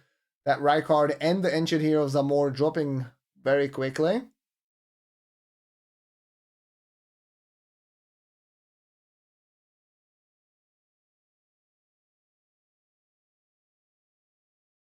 Yeah, this Knight's Cavalry taking a little longer, but still falls very quickly as well. Just like I did earlier for Jeff. Mm-hmm. All right, we are back in Summon Water. I think it's time. He's going to go into Dragon Barrow now. And I believe this is like the last thing that he'll be doing before he goes into Altus, I think. That's my estimation anyway, because he's at 115. Let's say this takes him about 7 minutes or so to clear a Dragon Barrow. That's about, you are entering Altus at around like 127, 128 maybe. I don't know how long it actually takes from Leyndell, but it's kind of my estimation. Mm-hmm. So yeah, he's heading over to Dragon Barrow right now. That's one of those things. Like, I think that Jeff in some other seats could have had such a big advantage by going Dragon Barrow early. But in this seat particularly, because there's been such an influx of runes throughout all the areas, basically, Iron was able to get very strong in the areas that are not as high scaled just yet, And so I think the advantage of that higher rune count kind of dissipated. It's like, I really don't think it makes that big of a difference. That said, Iron did level a little bit more endurance. You can see the stamina bars are not the same. So potentially, like, Jeff could deal a tiny bit more damage, but, like, the tiny bit more damage doesn't even save a hit, right? Yeah. Well, he had a really good Adula fight. There wasn't even a phase transition. That scripted attack. Mm-hmm. Yeah, Iron missing with half of his sword. Yeah, the full attack deals a lot of damage as well. Yeah. But it's not really more than Jeff had earlier, really. I don't think so, no. I think it's pretty much the same. Yeah. And so far, I think he's not playing as aggressive as Jeff did earlier. Jeff also had better RNG in terms of the openings. But now he has the phase transition. Out of stamina. He's out of stamina. His blue attacks hit like a truck. He dodges it really, really nicely. Strafes at the end as well and does get the kill as well. We'll get now 200k added to his bank account total. I wonder what he's thinking now. I wonder if he's like, oh, I should have come here earlier, or doesn't think about it at all, or... And yeah, Jeff ended up doing the Eastern Leonia routing. Yeah, right. We saw that. And now he did the skip as well. Made it all the way to the Mausoleum compound. So yeah, Jeff's sitting at chill 500,000 runes right now. There's a DLC Sorcerer pestering Iron somehow, but he was far enough away, luckily. Yeah, those ones can be so scary, especially in Dragon Barrow. Yeah, you gotta be close for it to be really dangerous, but like, if it just comes out of nowhere and you're running in a straight line and you don't see it, you might still get hit multiple times. Yeah, we also couldn't see what the boss was on the lower bridge, but we saw that Jeff decided to skip that one. Let's see what Iron goes for. And I assume with this, with the fact that he has a deck to half, and with the pace of this match, I think he will also check the cave. So he's probably not going to find the Sunflower, but I think he'll lose the same amount of time that Jeff lost there. Yeah, Iron also not going to the lower bridge.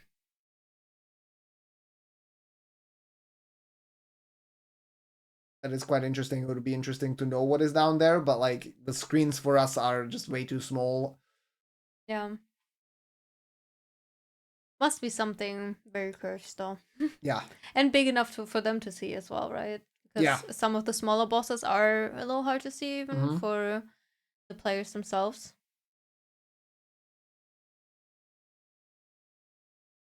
Okay, Crystallion actually joining the fight there a little bit sooner than expected. And you gotta be careful with this cleaver scythe one. Yeah. Because the damage actually kind of comes out of nowhere. Like, they deal a lot of it. Yeah. And then the projectile, that luckily dodges the projectile. And now the +1 flask actually being a little bit of a problem. He got cornered there by the jar. Yeah, his heal interrupted again. Papyri losing her mind right now. Not good. And he's he gonna has the blessing of Marika. Yeah, he has to use the blessing right now. He's also using the Scorpion Stew.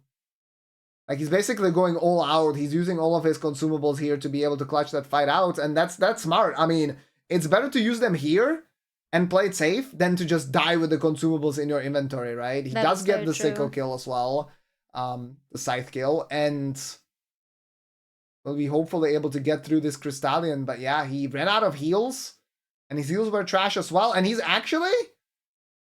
not gonna go to the cave. Interesting. Oh, he might go to the lower part and then from the lower part run to the cave. I think that's what he's gonna do actually. Mm-hmm. So he's not doing the skip. So he is gonna go to the bridge. Yeah, he is actually gonna go to the boss. So we will see whatever Jeff hasn't done. That could be a pivotal moment. I mean, it's kind of, yeah, it's important to get that extra point here. The skip. It's a chill drop if you know where you're going. Mm-hmm. Oh, it's Dancer of Rana, yeah. So I can fully understand why Jeff didn't want to do it earlier, but I have a suspicion that he will try to come back a little bit later. Mm-hmm. And yeah, I mean, in Dragon Barrow, again, this is probably the highest scaled area that both players are going to be in. And so you can see Iron, he's buffing up his weapon with magic as well. Yeah, the nice power stance deals a lot of damage. Yeah, but... And with power stance, you can jump over this fire and get a nice double hit in as well. Like, usually, if you're only using one weapon, your jump attacks don't deal as much damage, right? So that's kind of perfect. Mm-hmm. Just that NPC fights are always very, very scary, and the Dancer has a lot of really long combos, and if you get stuck in one of them, you might just be dead. Okay, Jeff now in Lanedale. Heading over to the branch first, but he wants to go to Altus. Mm-hmm. That is the idea. He's getting, like, trolled by the dog a little bit. That's a little scary. 2 flasks left now for Iron, who ran out of his Divine Blessing. He's also used his Scorpions too. Yeah, Dancer kind of trolling, doing the fire at a really terrible range, so it's hard to jump over. Mm-hmm. Now she's trying to heal, but backstab's just on time. Nice jump attack from Iron. First part of the branch looks good, second as well. That seems really chill for Jeff. Very nice. Oh, Dancer just doing the stupid backstab forever. Yeah, it's so bad. Very nice. Actually reading backstep, but yeah, he does get the kill. And now he's gonna head over to the Bellum Highway. Okay, Theodoric's dealing a lot of damage to Jeff on the right side. Mm-hmm. Meanwhile, Jeff hasn't been able to hit the boss a single time just yet. Does so now, but will be pushed into the lava. I mean, Theodorix is always really scary. We saw that yesterday in the Who's vs. Rambler match. So you gotta respect this guy. And the problem is that they, like, balanced the Magma Worm, and then they were like, let's make the Magma Worm, but just scale him 1.5 times. And so this fight is actually kind of ass. Like, he keeps on pushing you in directions that you really don't want to go most of the time. Okay, let's see Iron's optimization here. Yeah, has this parkour down. No. It's fine. It's fine. You don't want to land on that rock. Okay, that looked like he wanted to land on that, and he missed it or something. You don't want to land there, but let's get it done in the end. And Jeff also got the kill. 59-59 is the score. That's how Knight goes down. And yeah, he's not even obviously gonna bother with anything else. Just picks up the boss, goes to Lanedale. Mm-hmm. I mean, both players now basically converging. The one difference is the Dancer of Rana. I believe that's literally the only boss that is separating these two players right now. Yep. Well, there have to be 2, because there was also Spirit Godfrey already. So there's 2 bosses. Mm-hmm. And he didn't go to the cave. Aaron didn't go to the cave. That's crazy. Oh, yeah, true. Bro, stream sniping. Like, he's like, nah, merde, I'm not going to Sunflower. Oh, man, that's so funny. Yeah, it's interesting that so Jeff is just deciding to go to Morgoth no matter if Melina is going to be waiting there or not. Yeah. I'm curious to see if Iron is going to be doing the same thing, or if he maybe keeps that for later, just gets the grace in front of Morgoth. Speaking of Sunflower, remembrance of the Shadow Sunflower for Jeff. That's funny. Yeah, that will be interesting. I don't hate this play because you're basically wasting a little bit of time in exchange for certainty that you get these 2 points.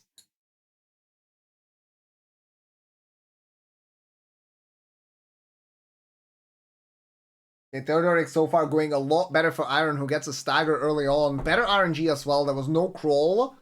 A little bit luckier there. Nothing Jeff can really do about that. Radan's Great Rune as well. That is one that you definitely want to activate. Yeah. For sure. It gives you health and stamina and mana.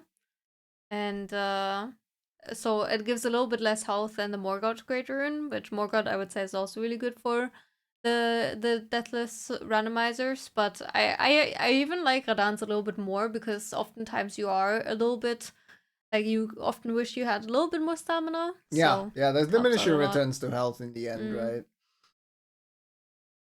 Yeah, Jeff now going to the Stormfoot Catacombs here with the Watchdog. This is one of the slower checks, but that's kind of what I was talking about, is that you might want to try to spend a little bit more time here. The seed is fast, and you might find the deck this half here. And Iron porting away. Yeah, he's not going to go for Morgoth just yet. And he's going for the same exact check that Jeff is.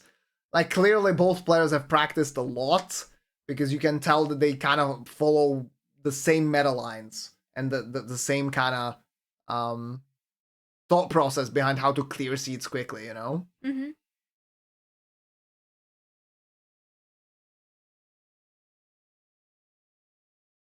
Yeah, the only thing is that I am a little bit surprised that Jeff just did the Morgoth right away. And maybe he was worried that if it is a tanky boss, then he won't get the 2-for-1 in the end, right? So maybe better safe than sorry, I think but it's like if it's gonna work out for Iron later because it's only a putrid avatar. It's gonna go down really quickly, Yeah. but like. But you can't know that as well. That's one of the things, is it might make a difference and it might not, right? Like if you cannot kill a boss within those like 40 seconds or whatever much you wasted, nice one shot, back to Limgrave, boys, then it doesn't really matter that you got stopped by Melina, right? It's yeah. That's true. Like it's one of those things that I said, you just have to kind of try and go as fast as possible. So like I think Iron's play is obviously better in theory. And on like in a long series of runs, it should be beneficial, but it might not be today. All right, Jeff, now let's see his practiced Isliurnia parkour. So far so good. I mean, now he's now he's basically safe. So very well done there, both players. No problem. And now back to Lanedell for Iron. Didn't find the half of Dectus, so I think this, will be a run back now to get to Altus. Oh, and Jeff, is he? Yeah, he wants to peace out, but he's in combat. That is annoying. There we go. annoying. And now he's back to now he's back to Lanedell. Alright. So it's literally just a dance of Rana right now separating these two players. Obviously Morgoth as well. That was the double. Yeah. But it is just dance of Rana. And we see slightly different routing here from Jeff. What is he up to? He didn't get the long jump. He doesn't warp on time. He goes for a skip, but he doesn't get the long jump. No. Jeff going for these skips, man. I said it at the Urchi avatar in Liurnia. I said this is not worth doing, my man.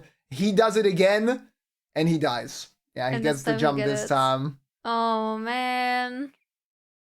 That's huge, though. That's a big skip. That saves a lot of time compared to what Iron just went through. Yeah. Like, he died, and he's kind of catching up. Oh, that's so unfortunate. But that's crazy. So it was like, why did he not get that jump? So, I don't know if this is the same thing as in Sage's Cave, but you are relying on a long jump here. So that means A, you have to jump as late as possible, and B, it's very likely that if you hit a bad frame, as in like you just get unlucky in the game's engine, you will get a shorter jump, right? The thing is, the fall is so long that you should be able to look, oh, I see a short jump, I warp back. I think that's the rationale there, right? Is that it probably saves enough time that even if you warp back once, like you're still gonna be fine. Yeah. But yeah, it's just... He was just not sure enough that it was a short jump, I guess. Yeah. He was trying to see what's happening, and by the time he saw, he was already dead, yeah. I feel like as soon as you feel like it's a little iffy, just warp. Yeah, I agree. But that's such a sad way to go. Well, there's 30 minutes left. The thing is, the problem right now... So the good news for Jeff is that he... The good news for Jeff is that he did not waste a lot of time with that death, right? That cost him like maybe 15 seconds or something. Like, it's not a big deal. And he had the skip second try. obviously the bad news is the death. His score is now locked, which means that unless Iron dies, Jeff's score will be locked for the rest of the match at 63. So, I mean, right now, if Iron never got past 62, he still would have lost the match. But right now, it's 63. So, yeah, he's definitely going to get to 64 eventually. But if Iron dies, then the score of Jeff's stops being locked. It gets unlocked. And so that means Jeff will keep on playing and he will try to push as much as possible. Right? He'll try to push as much as possible, hoping that Iron has either already died or is going to die in the future. Which, I mean, Iron has been playing really, really well, so it so far seems unlikely. But, I mean, the last 3 seeds that Iron did, they were not great in the qualifiers. So he's been on a little bit of a streak of misfortune. So anything is possible. The thing is, that is kind of unfortunate for Jeff, is that Iron is ahead. Like, he has that Dancer of Rana kill already, and now Jeff is behind in progression in Altus. He's killed Morgoth, but Morgoth is faster than Dancer of Rana. Yeah. And so Iron is ahead, and he needs to die. So I guess the best scenario for Jeff would be that Iron has some kind of a really long fight, and dies at the end of it, doesn't get the kill, and loses a lot of time. Then we are sitting at 1-1 death, and we are sitting probably at roughly the equal pace. But yeah, Iron has to die, and so that means right now, Jeff's fate in this match is out of his control. Like, he has to hope that his opponent messes up. Yeah, I mean, he still has to play his own game and has to try to play clean to not die a second time, because then it's very unlikely to come back. But yeah, I mean, you gotta see how it goes. Yeah. That's just so unfortunate. It is. God. He played so clean the whole match, and that other skip he also did so cleanly. Yeah. And that one is just, oh man. I mean, I get why you want to go for it though, and I do think it's not like you should never go for that kind of stuff, right? Because especially if you feel like maybe Iron is generally someone who is faster than you do have to kind of rely on these few things that you maybe do have an edge on. Yeah. Maybe he knows that Iron usually doesn't do that skip, right? And so he's like, okay, if I want to win, I have to do that skip. Even if it's a little risky, I have to do it, you know, to have a chance. And so I respect him going for these skips and really trying to get all the seconds out of his gameplay that he can. Yeah. But sadly, it just didn't pay off. I mean, we'll see though. Who knows? Maybe Iron still dies. So. Yeah, he's not paying off at the moment. Yeah. Which is, yeah, it's just unfortunate. I mean, I think you really hit the nail in the head there, that Jeff knew he had to squeeze everything out of his gameplay. And I think for him, it's actually been pretty good that this seed is like so, I don't want to say free, but it is actually such a high power level and such a fast seed. Because I think that way he's kind of able to keep up with Iron regardless. And then those skips could have given him the edge, right? That's the thing. Yeah. But we'll see what Altus now has. So far, the bosses have been pretty free here as well. I mean, Black Knight, now we have a Putrid Avatar. Mesmerfire Grease being used by Iron to delete that boss even faster. Where are all the crazy bosses? Are they all in like Farm Azula? DLC, yeah. DLC, I guess. That's wild. What crazy boss are you talking about? What crazy boss would you like to see? Malenia. I want to see Malenia in a high-scaled area. Well, they'll just skip it probably. Damn. Putrescent Knight. Why are they not using a Great Rune? That would help. They're not using it because probably they forgot. That's very likely. Another reason could be that they just don't think that it's worth it to allocate it, but I think Radahn's Great Rune would have been worth to allocate, and like both players have leveled up somewhat recently, right? So yeah. And they were also on an elevator in Lingdale where you could use that time on the elevator to pop the Rune Arc without losing time. Future Avatar goes down, Death Knight goes down, replacing Lanciax. I mean, Death Knight, I don't know. Death Knight is usually so tanky, and this is the highest scaled open area of Altus, and still it goes down so quickly.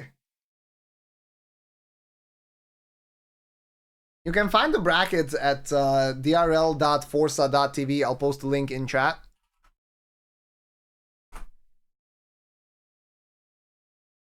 There you go. You two are super cute. Talking about our runners here, obviously, Iron and Jeff. I mean, Iron famously is actually a dog. I remember that from last time. This time, I don't see the dog anywhere. Yeah, he doesn't have the dog. I'm very disappointed. Well, he did make it to semifinals in Randocalypse with the dog, so... Actually, no. He went out in quarters. Well, I mean, maybe he felt like if he wins, I was gonna say back, but yeah. I don't know. I think you should bring him back. If he makes it past this round, is the next round the quarterfinals of the upper bracket? I'm pretty sure. I mean, right now there's 16 players, so it's not the quarterfinals. So the next one is the quarterfinals because there's 8 players left. So if he makes it past quarterfinals, he can say that no dog was more successful for him. You know? And but if he loses in quarterfinals again, well, I think then it doesn't matter. Then he should just bring back the dog. He should throw today. Yeah. Because, I mean, it has to be proven that the dog is more successful, of course. Anyway. Dual boss is Tibia Mariner and Demihuman Chief. Yeah. Should be pretty okay. Yeah, as long as they don't both aggro. I mean, if you stick to this side, the other boss should not aggro at least for a certain period of time. Yeah, I got a little worried when he did that one backstep towards the Demi-Human Chief, but luckily it didn't aggro. So it's all good. And yeah, in this format, all the duo and trio bosses are separated. It's still a duo or trio boss, but it's not always like that. It's both of the demi-humans. Yeah, so now there are 3 bosses actually. He had to go kill Bofa as well. That is so funny. So we had 3 bosses in place of 2 because the Tree Sentinel duo is a duo, and then Demi-Human Chiefs are a duo, so they also spawned as a duo fight. And the other one was Beastman of Farm Uzula. So he had to kill 3, but all 3 of them super easy. Yeah. And now just another dragon as well, and it's a Gil. Like, look at the damage. I don't understand. This could have been like Fire Giant phase 1, freaking Consort, right? And Renala or something, phase 2. And instead we have like Tibia Mariner, Demi-Human Chief, Bofa? Like, what the hell? This is a crazy seed, right? Yeah. Crazy seed in the opposite than you would usually expect, you know? When people talk about crazy seed, usually you're like, oh, it was Consort as the first boss or something, but no, here it's just... Well, we did see that. Nothing. We did see Consort as the first boss. Both players skipped it, obviously. And yeah, I hear the fight taking a little bit longer for Jeff because he actually ended up missing a lot of his power stance attacks. So you could see the Demi-Human Chief aggro. And now he's going to think the boss is done, but it is not. Does he realize? He's not realizing it right now. This is such a peculiar situation. I think he's a little sussed out now. He's still at 68. I think he doesn't. And now he's gonna know. Now there's a different bar. He's gonna know now, luckily. Like, he was a little sussed out when he looked at it, right? Because now he's not dealing damage to the boss bar either. Yeah. So he's gonna kill this boss and then realize, oh, there's another beastman that is part of that fight. Yeah, yeah. I hope so. No, definitely. And that's good to kill, and he's coming back right now. That's just a little unfortunate because it wastes some time on routing, but it's not the biggest deal. In the meantime, ironyeu getting to 70. That's a higher score than some people ever achieved in the competition, and he still has 22 minutes left on the clock. That's crazy. I mean, to be fair, this seed has also been just on another level of how many bosses have been pretty chill and how many upgrades they had from the start. Yeah, this has been such a slobber knocker, and it's not for the players, it's for the bosses. They're getting absolutely destroyed. What the hell is a slobber knocker, excuse me? That's a wrestling term. I see. Yeah, Aaron also look into his inventory, checking his physic tiers, realizes that he has that Radan Great Rune, so maybe he'll actually decide using it to use it. Heading over now to Gillica, both players having the same routing. I mean, like I said, makes sense. They clearly follow the same meta plan. I feel so bad for that death for Jeff because his game plan was working out so well, right? That earlier Dragon Barrow and everything. Yeah. Like, I'm not saying that he would have won. And obviously the match is not over, but it was going to be close to the last moment. Yeah.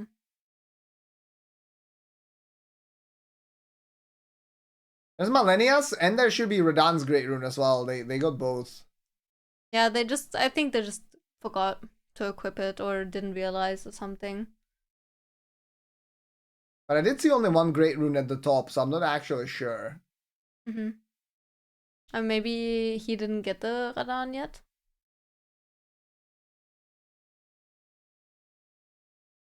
Oh, right. Yeah, Radan's actually dropped from Morgoth, I think. Mm-hmm. I think you might be right. Yeah.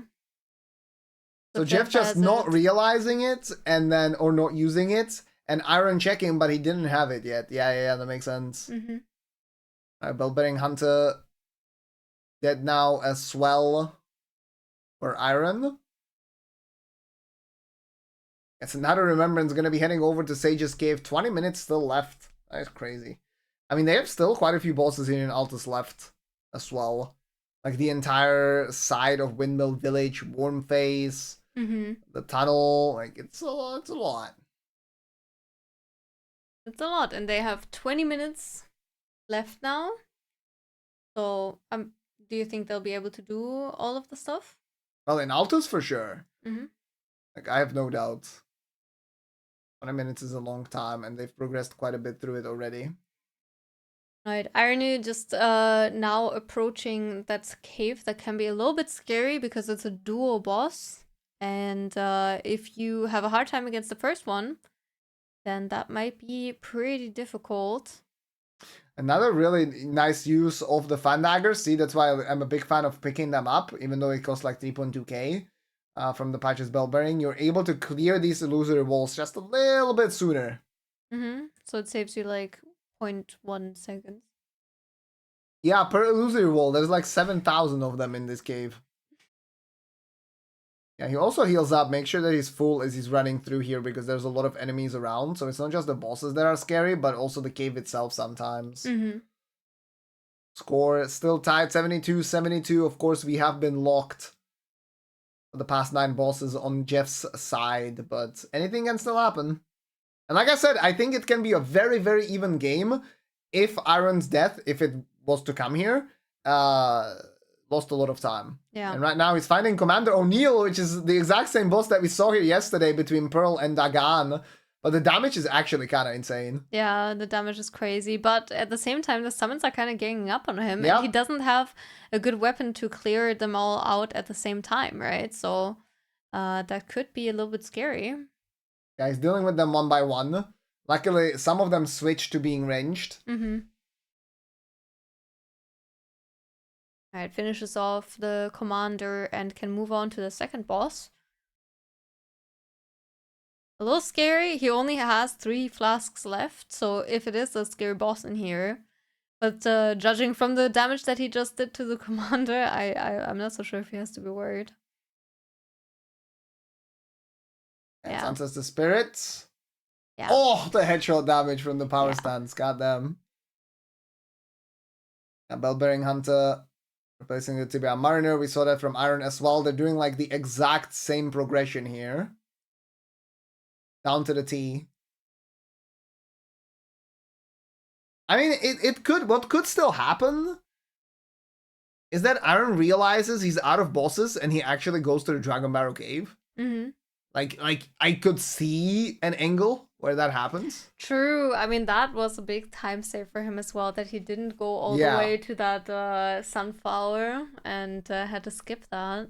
That's so crazy. Those are the things that can really make a difference, but it's just something that you could never predict, right? Someone just not doing that check, and unfortunately, it's a really bad boss. You know, I mean, that could be the win also at the same time for Jeff if it was an easy boss, and then somehow ironyeu is not doing that boss. I mean, I know a thing or two about that in the Randocalypse finals with Sirius. It was the same thing, right? He forgot that he had the Dragon Barrow Bellbearing Hunter replacement, and it was Crucible Knight Duel, so, like, you're not gonna kill it.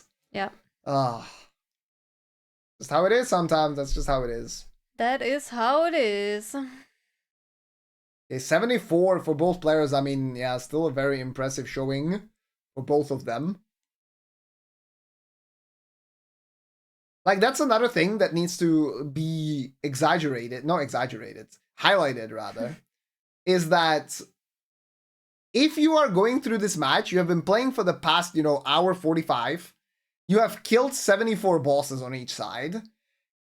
All of them have been a pushover. I mean, here's another one, right? Balls. Like, it's not really going to be a problem. Your build is insane. Like, you need to make sure you don't lose focus. Because if there's a scary situation occurring suddenly, like, you need to be vigilant. And if you lose focus, you might actually play a little bit sloppier, and suddenly your fights are not as crisp, and they're not as fast. And you might lose to a player who maintains their focus for a little bit longer. Jeff trying to get the rippos there. Oh, that's so doesn't get it. And now we have a similar situation for Jeff. He does get a triple kill with 1 R1. But yeah, so I just want to say that despite a lot of these bosses looking fairly easy, and despite, both players having so much damage, these are some of the most taxing seeds. Like in Randocalypse particularly, a lot of players told me, and I felt the same way, that the Limgrave starting seed was actually the most difficult one, simply because you just had to focus for so many more boss skills, and for so many boss skills that were quite a pushover, that didn't really engage your senses as much. Aaron heading over to Sanguine Noble. Sage's Cave is about to be finished by Jeff. Gonna go for one more R1, does get the kill. And here we have Demi-Human Chief for Iron. Gets the stagger as well. Uses an L1 to not get a riposte. Very nicely done. And like, this is a small thing, but on the Jeff's side, for example, you could see. So you could see that he was not familiar with where exactly to run after the warp. So he went in the wrong direction by accident. And 2, he didn't take the cleanest path to the tunnel here. He did a double jump where you can do a single jump. Yeah. And it's these small things that on seeds like these can actually make a big difference, right? Where the fights are not such a huge difference maker. Yeah. Same as those skips. I mean, yeah, same thing, absolutely. He does get sniped by the sniper. Oh, no. Yeah, Iron managed to avoid that. The Finger Sorcerer from the DLC. And it's Gaius. Is that a worm face, right? Yeah, that's a worm face. Gaius is still always pretty tanky, as you can see. Like, they've been doing so much damage all around, but Gaius still... I mean, more than tickling him, but definitely not as impressive. Sorry, Iron finally deciding to clear out that mob that was joining the fight. Okay, now that he actually hit both the weapons, though, it is not bad. I guess the other hits were all partials.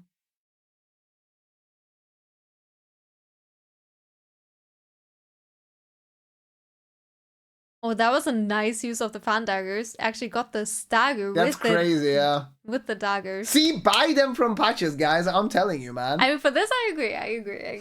I mean, even for the invisible walls, like, I would buy them too, but... I think for the invisible walls, I often see players just, like, run up so close that I feel like it doesn't even really make a difference anymore. I don't know. Fair. Partial hit for Jeff as well.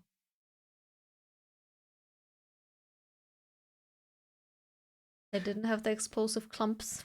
That's another thing as well, is like, if you miss too many of these jump attacks compared to your opponents, like, it adds up over the course of the match. Let's say you do it, like, I don't know. Let's say that it costs you, like, 10 hits. That's suddenly, like, 20 seconds right there. And you might think, oh, that's not enough to make up for a boss. Well, in the case that the score is tied at the end of the match, the winner is going to be the player who killed the last boss first, right? So even those few seconds can make a difference. Aaron doing a little bit of a climb. This is a slightly different climb that I'm familiar with here. It's a little bit more on the right side, so it really ensures that no enemy follows you into this boss fight. But like, it doesn't matter, dude. It's just another troll. What is the seed? That's so crazy. He bounced off the rock on the ground. Yeah, I mean, we're approaching the 10-minute mark of the match, though. So it's really getting close to the end now. Yeah, so they have to, they have to keep pushing now, and even more now. And Iron also has to not forget about the Morgott. Yeah, true. I mean, like I said, I think he might run into the scenario where he just runs out of bosses, so he's gonna go to Morgott and see like whatever time he's left with, right? He's now dropping down to Godfrey, doing a little bit of a different pathing here. I believe this is actually the slower version.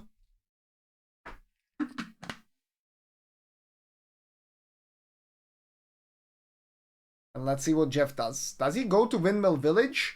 Or does he actually kill this boss? I think he'll go to Windmill Village first, and then treat Wormface and the Crystallians as a chain. Well, somehow I think that Iron is simply gonna either do the skip or just not go for the tunnel. And we have Moog. It seems like fake Moog here in Godfrey. And it goes down so fast. It's like actually insane. Godfrey also like one of the tankier bosses here, so usually the replacements take a long time to kill, but not today. And he also gets the blood-sucking crystal tier, which theoretically increases your damage even further at the cost of continuous health loss. Which I think is a little scary for this. Do you really want to have to deal with health loss while you're trying to not die? No, but here's a skip coming up now for Iron as well. So he's doing what I said. He is doing the skip from the Rampart side in order to get to the Crystallians. We saw this yesterday as well. Make sure that he's full HP, lands in the corner, takes damage so he knows exactly that he landed correctly. Same scuffed thing that Pearl had as well, and in the end, it is not a death. He clutches it out. Oh my god. That is crazy. Yeah, because the score right now, just a reminder, is locked for Jeff after that one death. He will finish the match at 63 if Iron doesn't die. If Iron dies, then the actual score will be the decider, and if the score is tied, then the last boss skill time will decide. Okay. So the sooner you do it, that makes you the winner. And if you do it on the same second, then it's the second to last boss. And so on. Yes. And then if they all killed everything on exactly the same frame, then you're fucked. Then you have a TAS and you're not watching two players, bro. Iron could play safe. Iron could have played safe since the 63rd boss, basically, but he doesn't know, right? Neither player has info about his opponent here. Yeah, exactly. So as far as Iron is concerned, Jeff has not died. And he's being super speedy and is about to beat Iron. So, and that's how he's going to play, right? Yeah. Oh, we are going to Jagged Peak, actually. Interesting. Yeah, we're going to Jagged Peak. So it's actually gonna come into play. I mean, this first boss is super quick to check, so we can just see what it is. He's leveling more vigor. He's leveling more endurance. I don't know. That's an interesting choice. Thing is, like, you can check these bosses fairly quickly. If you feel like you just don't have enough checks to do, he still has that Dragon Barrow Cave, which to me is crazy that he hasn't done that one. But yeah, he will check the first boss here. I can't really tell what it is. But he's gonna kill one of the minions that kind of lurks around here. Yeah, you can also see that he's applying a grease. And he's going for the fight. So far, it looks like... Low 9? No, it's a Clean Rod 9. Rod 9. Oh my god, and that almost killed him earlier. Yeah, it's the different type, though. It's the one with the spear. Okay. That's maybe a little more chill. Aaron didn't kill Morgott because he wants to do it last. Yeah. To not waste time to Melina, that's the idea. The NFL has 12 tiebreakers for playoff seeds. The final one is a coin toss. That's pretty funny. The damage, though. Look at that damage. That was from a block. That is crazy. But I mean, that's what you have to expect, right? You are here at the Jagged Peak Drake duo. I mean, it's not a duo fight, but there are two dragons here. The scaling is some of the highest in the DLC, and you're at Scadu 0. Mm-hmm. You'd put Morgoth on board before Jagged Peak? I agree. To be honest. I don't. I would keep Morgoth literally as the last boss. Last boss possible. Oh, this is gonna be High Road Cave now. For Jeff, I believe so. That is the play.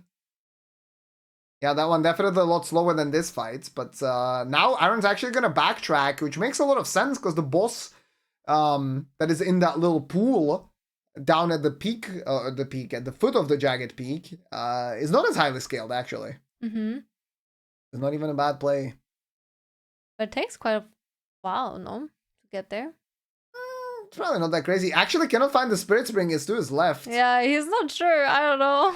I think it's okay. If he gets this kill, he can get the High Road Cave as well. But the fact that he's not going to Dragon Barrow Cave is like, it's just bonkers to me. Because that takes like 45 seconds to get to from the area that he was in. I think maybe either he forgot about it or he wants to do it after this. Maybe. But then there's the cave that Jeff is doing. That one is slower, to be honest. But like the boss is going to be faster, right? Yeah, but it's also a little scary because there's the water you can fall into. And if there's a bad enemy... Well, there's a skip that you could do here. Oh. Jeff is a skip aficionado. Yeah, he's not going for it though. But you are correct. Yeah, you are not wrong. Right now, this seems pretty chill though. Yeah.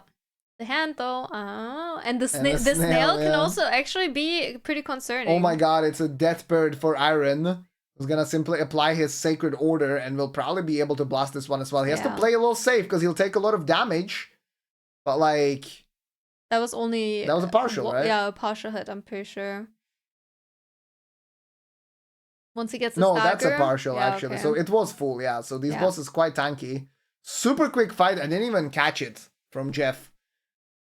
Yeah. He's actually in the lead at 82. That makes sense because he does have that double from Morgoth. Yeah, he has done Morgoth already. He hasn't done this Bell-Bearing Hunter yet. Jumps into him, takes a big hit.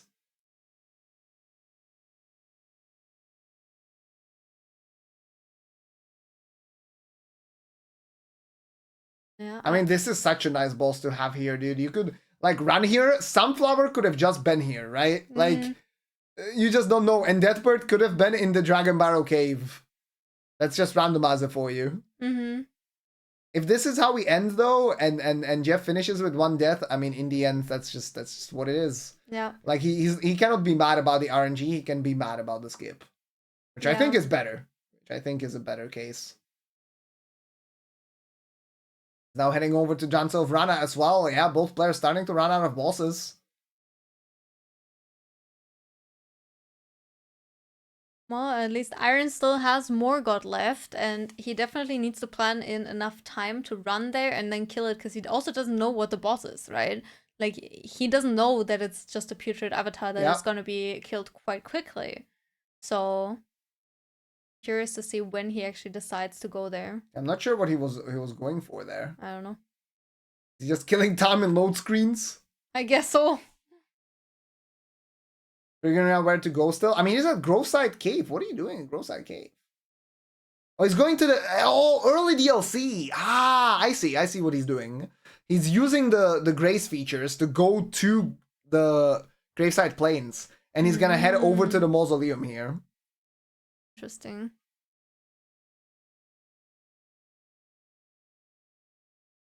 Yeah, the thing is, we are at 83, no deaths. And like, Aaron could just die here in his DLC adventures, right? And then suddenly he loses time. Like, he's already lost time to the bad warp here. He loses time. Oh, big hit from Dancer. Gotta be careful, does Jeff. And like, suddenly we have a game that could like even end in Jeff's victory. He needs one more hit here on Dancer. Why is he going for the jump attack? You need one more hit, bro. Don't jump! Oh, he greets the R1, does get the kill. And those little sauce. Yeah, Jeff is gonna head over to the DLC. I mean, what else is there for you to do, man? Yeah, he's also not 100% sure, it seems. Oh, there is the Royal guy. Revenant. Yeah, the guy. Yeah, he's... Jeff is going for the same play. Mm-hmm. Alright, So far, doing very well though on the Royal Revenant. Clearly knows what he's doing. I'm like so. I'm trying to think so hard about what boss separates these two guys, because the score, if it's gonna be 85 to 86 after Morgoth's and Royal Revenant. And so that's a difference of 1, but Iron killed 2 extra DLC bosses. So which one did he not do earlier in the match? Right? That's the thing. I'm not sure. I do not remember. Oh, now he's going to Morgoth, so he has 2.5 minutes left. Yeah, I mean, I think that's a fair amount of time. I think that's fair, yeah, because like just not knowing what it is. Yeah, exactly. Like best case, like worst case, rather, if it's a bad fight, you just finish it and you're good, right? The other case is like, okay, I'm just gonna wait like a couple of seconds, but like I've maximized what I could do with the rest of the time so far, like to the point that I might not even have bosses to go for. Okay, it's 85 for Jeff. And where's Jeff gonna head over? He's actually gonna head over to the dragon here. He gets 1 Scatter Fragment. And he's gonna try to go to the Ghostlane Dragon replacement. And Iron's gonna have about a minute to do something. Where does he go? 86 to 85. Man, what a high-scoring match. The highest score that we have seen in all of the competition was actually 86.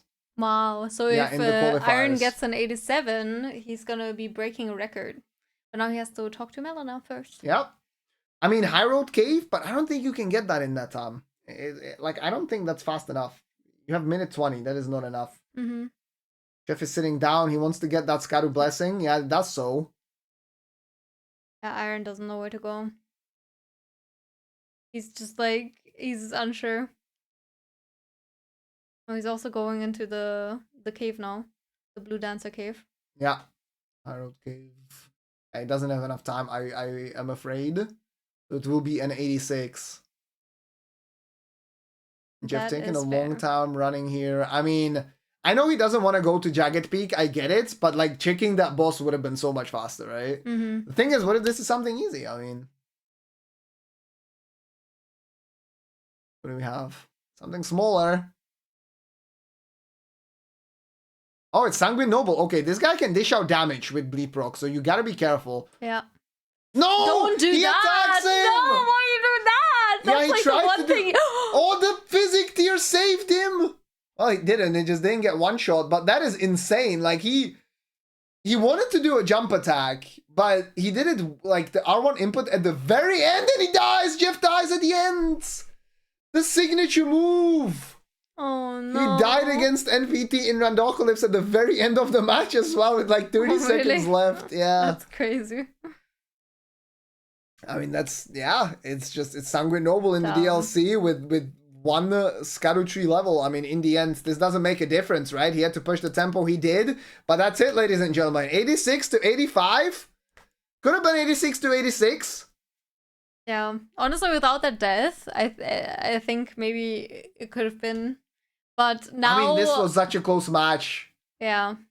Because Aaron got so lucky that he didn't go to Dragon Barrow Cave. Yeah. Like, so lucky. It's insane. And both players played really well. Now, this was a high-scoring seed, OP build, easy bosses. But both players were locked the fuck in the entire time. Yeah.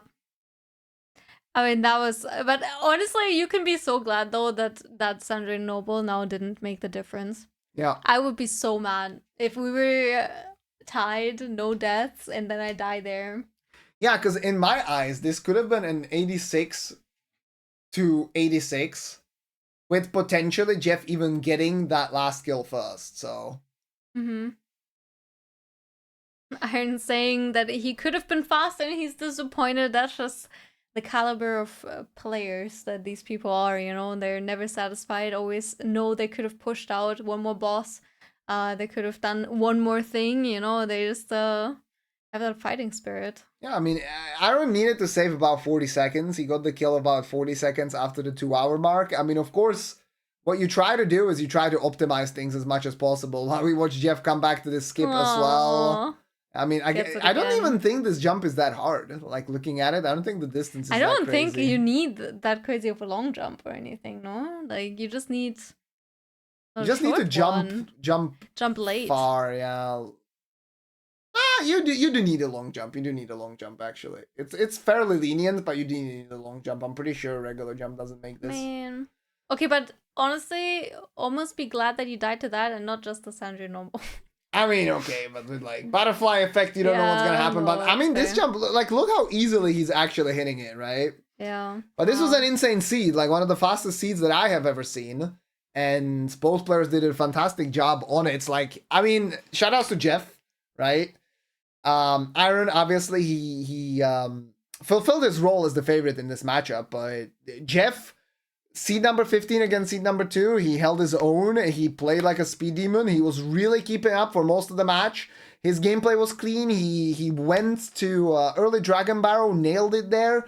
So I think, yeah, people in the lower bracket, they have to be a little bit afraid of Jeff, because on the leaderboard or on the bracket, it's going to show that he lost 86 to 63, but that doesn't tell the story at all. And Jeff proved today that at least in these faster seeds, he's able to keep up the pace. Yeah. Maybe the consistency is not there. Maybe the trickier fights with, you know, less health, less damage, in higher scaled areas will be a little bit more problematic. Like, he didn't in the end go to Jagged Peak, right?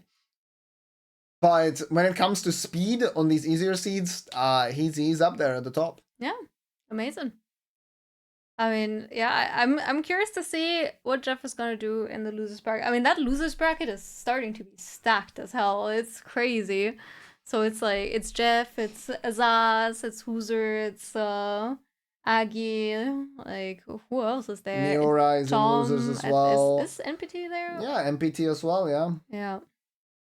Yeah, I'm just looking quickly at the brackets right now. So the winner of this match, Iron, is going to move on to the second round in the winner's brackets, to the quarterfinals, and he'll be facing the winner of Sci-Fi against Helios.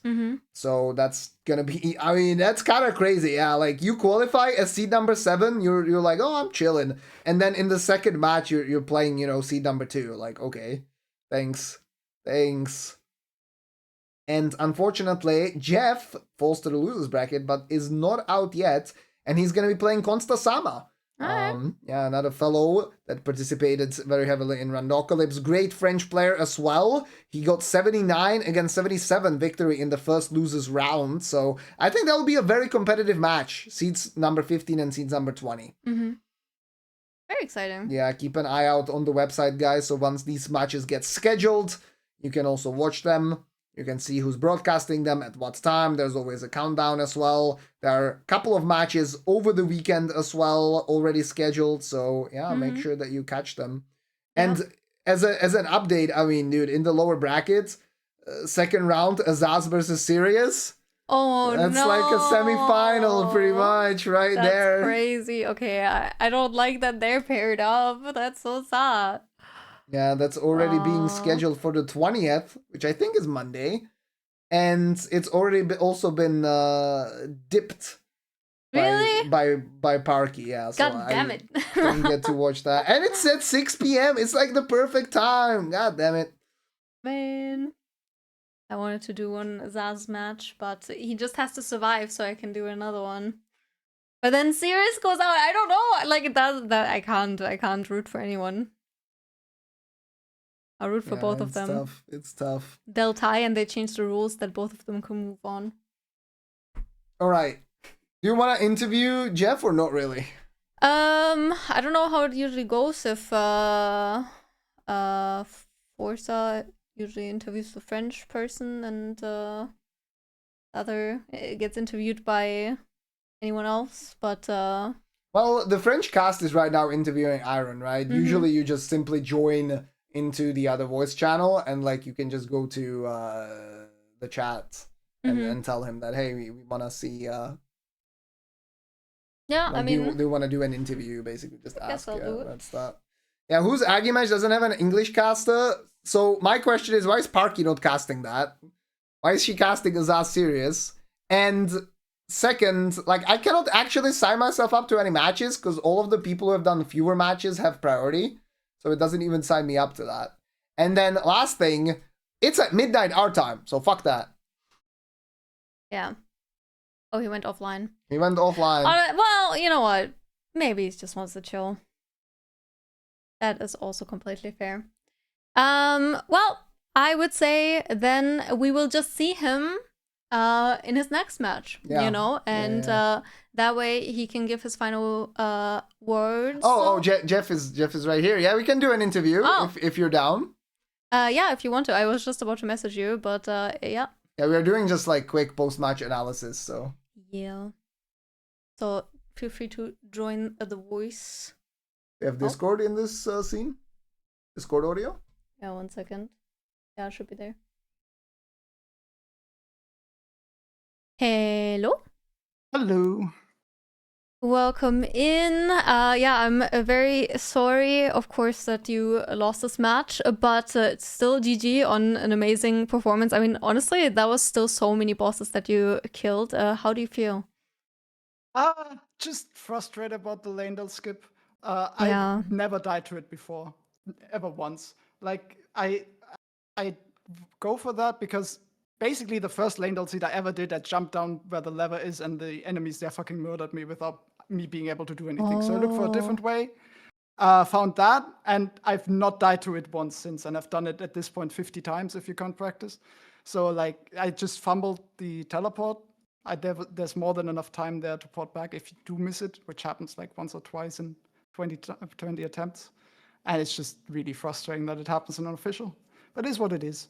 In fairness, I wouldn't have, like, that death didn't cost me any time. So even if I didn't die there, might have still lost, very, very likely.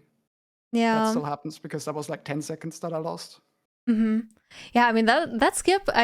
We saw that you did that skip a few times after the match as well, and you didn't fail it a single time. I mean, it looked like it should have been a free one, and that it saved so much time. Like, so yeah, I'm also. I was super surprised that that didn't work out. I'm so sorry that. Oh, that's so frustrating for sure. Shit happens. But yeah, otherwise, I mean, the seed was really easy. The score was fine, but the seed was really easy. Like, we had everything from the beginning, aside from talismans. There were no talismans in the seed. Don't know what happened to those, but aside from that, there was everything. So, like, I was pretty confident that Iron was gonna get 85 at least. So, I knew I had to get that. And the death just kind of sealed it. Yeah. Yeah, that is fair. So, and the death, the last death, where you, instead of jump attacking. I thought I was dual wielding and I wasn't. So I jumped, tried to L1, couldn't because I was two-handing. Then was like, what the fuck's going on? Accidentally pressed R1 and got parried. And no. The rest happened. But like, it didn't really matter. Yeah, of course.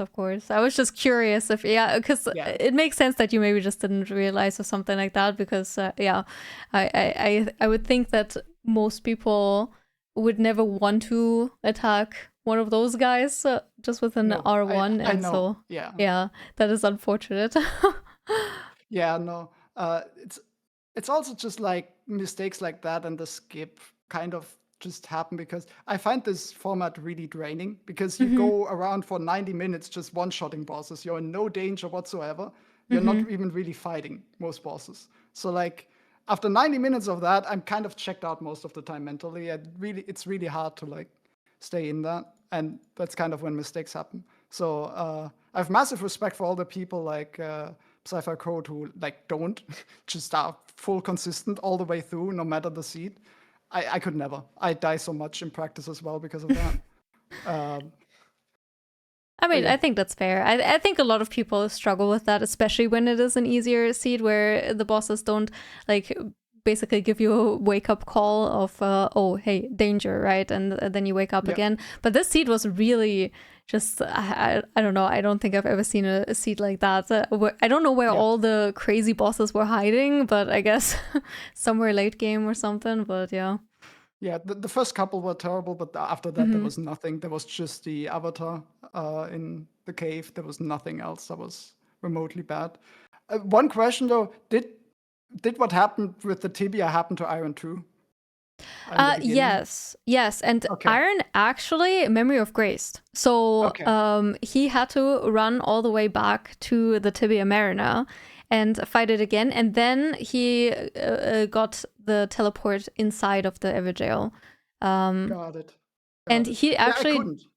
Yeah, exactly. I mean, you had still your money, the whole all of your money. I got the remembrance already, so I really couldn't mark. So I kind of just had to hope it comes closer.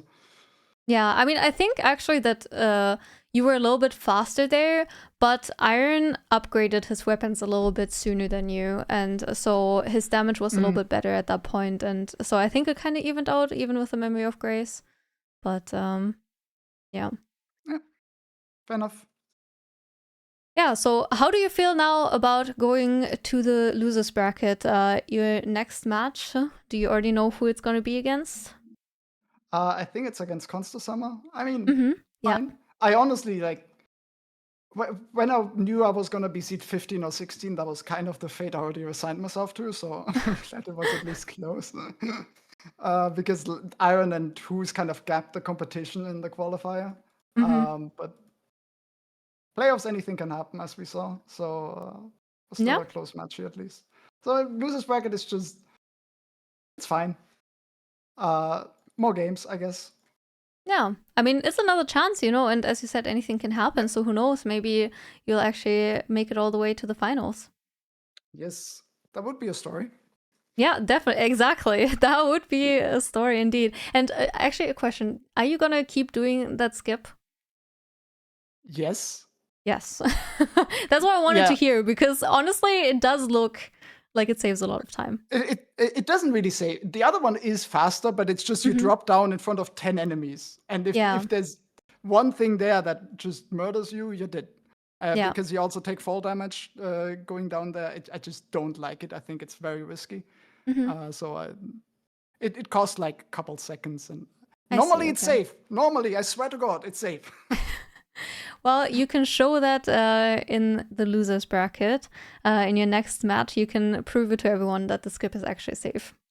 Yeah, I would say Leyndell is apparently my worst enemy, because in seed 3 I also just walked off the elevator going out of Leyndell. Oh no. Just no enemies around, just died to walking off the elevator. So apparently that is just, as long as there's not Leyndell in the seed, maybe I can do good. All right, sounds good. Well, I'll hope for a non-Leyndell seed for you then for the next one. I appreciate it. Anything else you want to get off your chest about the match, or anything upcoming? No, not particularly. Just looking forward. Like, competing is always fun. Even though I said I don't particularly like the format, the competition is still very fun. Competing is always fun to me. So just looking forward to more. Yeah, awesome. Well, thank you so much for the interview and the nice ending words. And I hope you have a very nice rest of your evening/night and a nice weekend. Yeah, thank you. And thank you for casting. Yeah, of course. Happy to. Right. Bye. Bye. Very nice. I see. So at the end, he was two-handing his right-hand weapon without realizing. He jumped, pressed L1, it did nothing, and he pressed R1, but it was too late.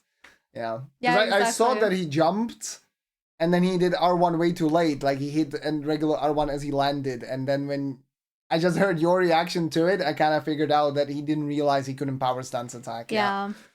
So that was just unfortunate, because, like, I mean, of course he knows that you don't want to do that, right? I feel like I was so surprised. I'm like, everyone knows that. So, like, no, I mean, and stuff can happen, of course, in a match, but yeah, so it makes sense to me that he just didn't realize he wasn't power stancing. Yeah, no, I saw that he jumped. Like, he jumped and attacked right after the jump. So it was very clear to me that it was a late input, but I didn't know why. And that explains a lot, that he was two-handing, Well, nice. I think it would have been nice to ask him why he didn't go into Jagged Peak unless he told you.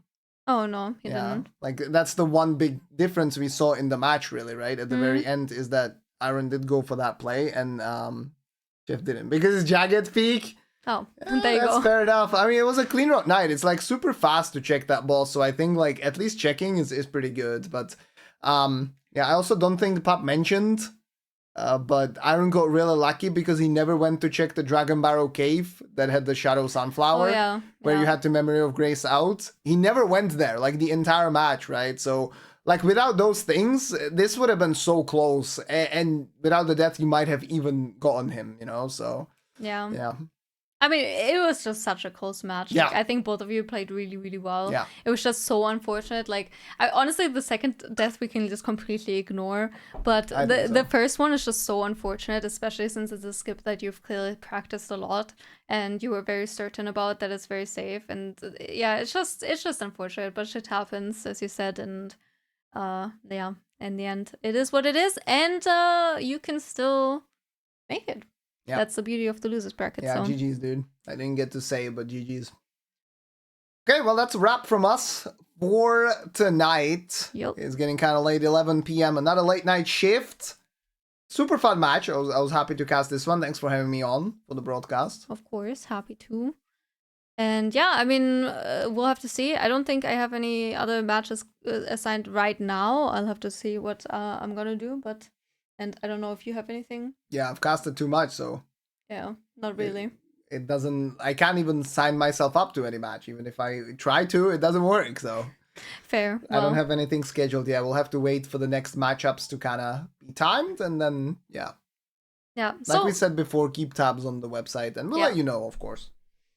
Sounds good. Well, this was a lot of fun. We're gonna go eat some pizza now. And yeah, GG's again to... both Irony and Jeff. Let's see who is currently streaming, yes. Alright guys, I'm peacing out. I'll go put the pizza in the oven. Sounds good. I hope everyone has a fantastic weekend. And yeah, stay safe everyone. See you next week. See you.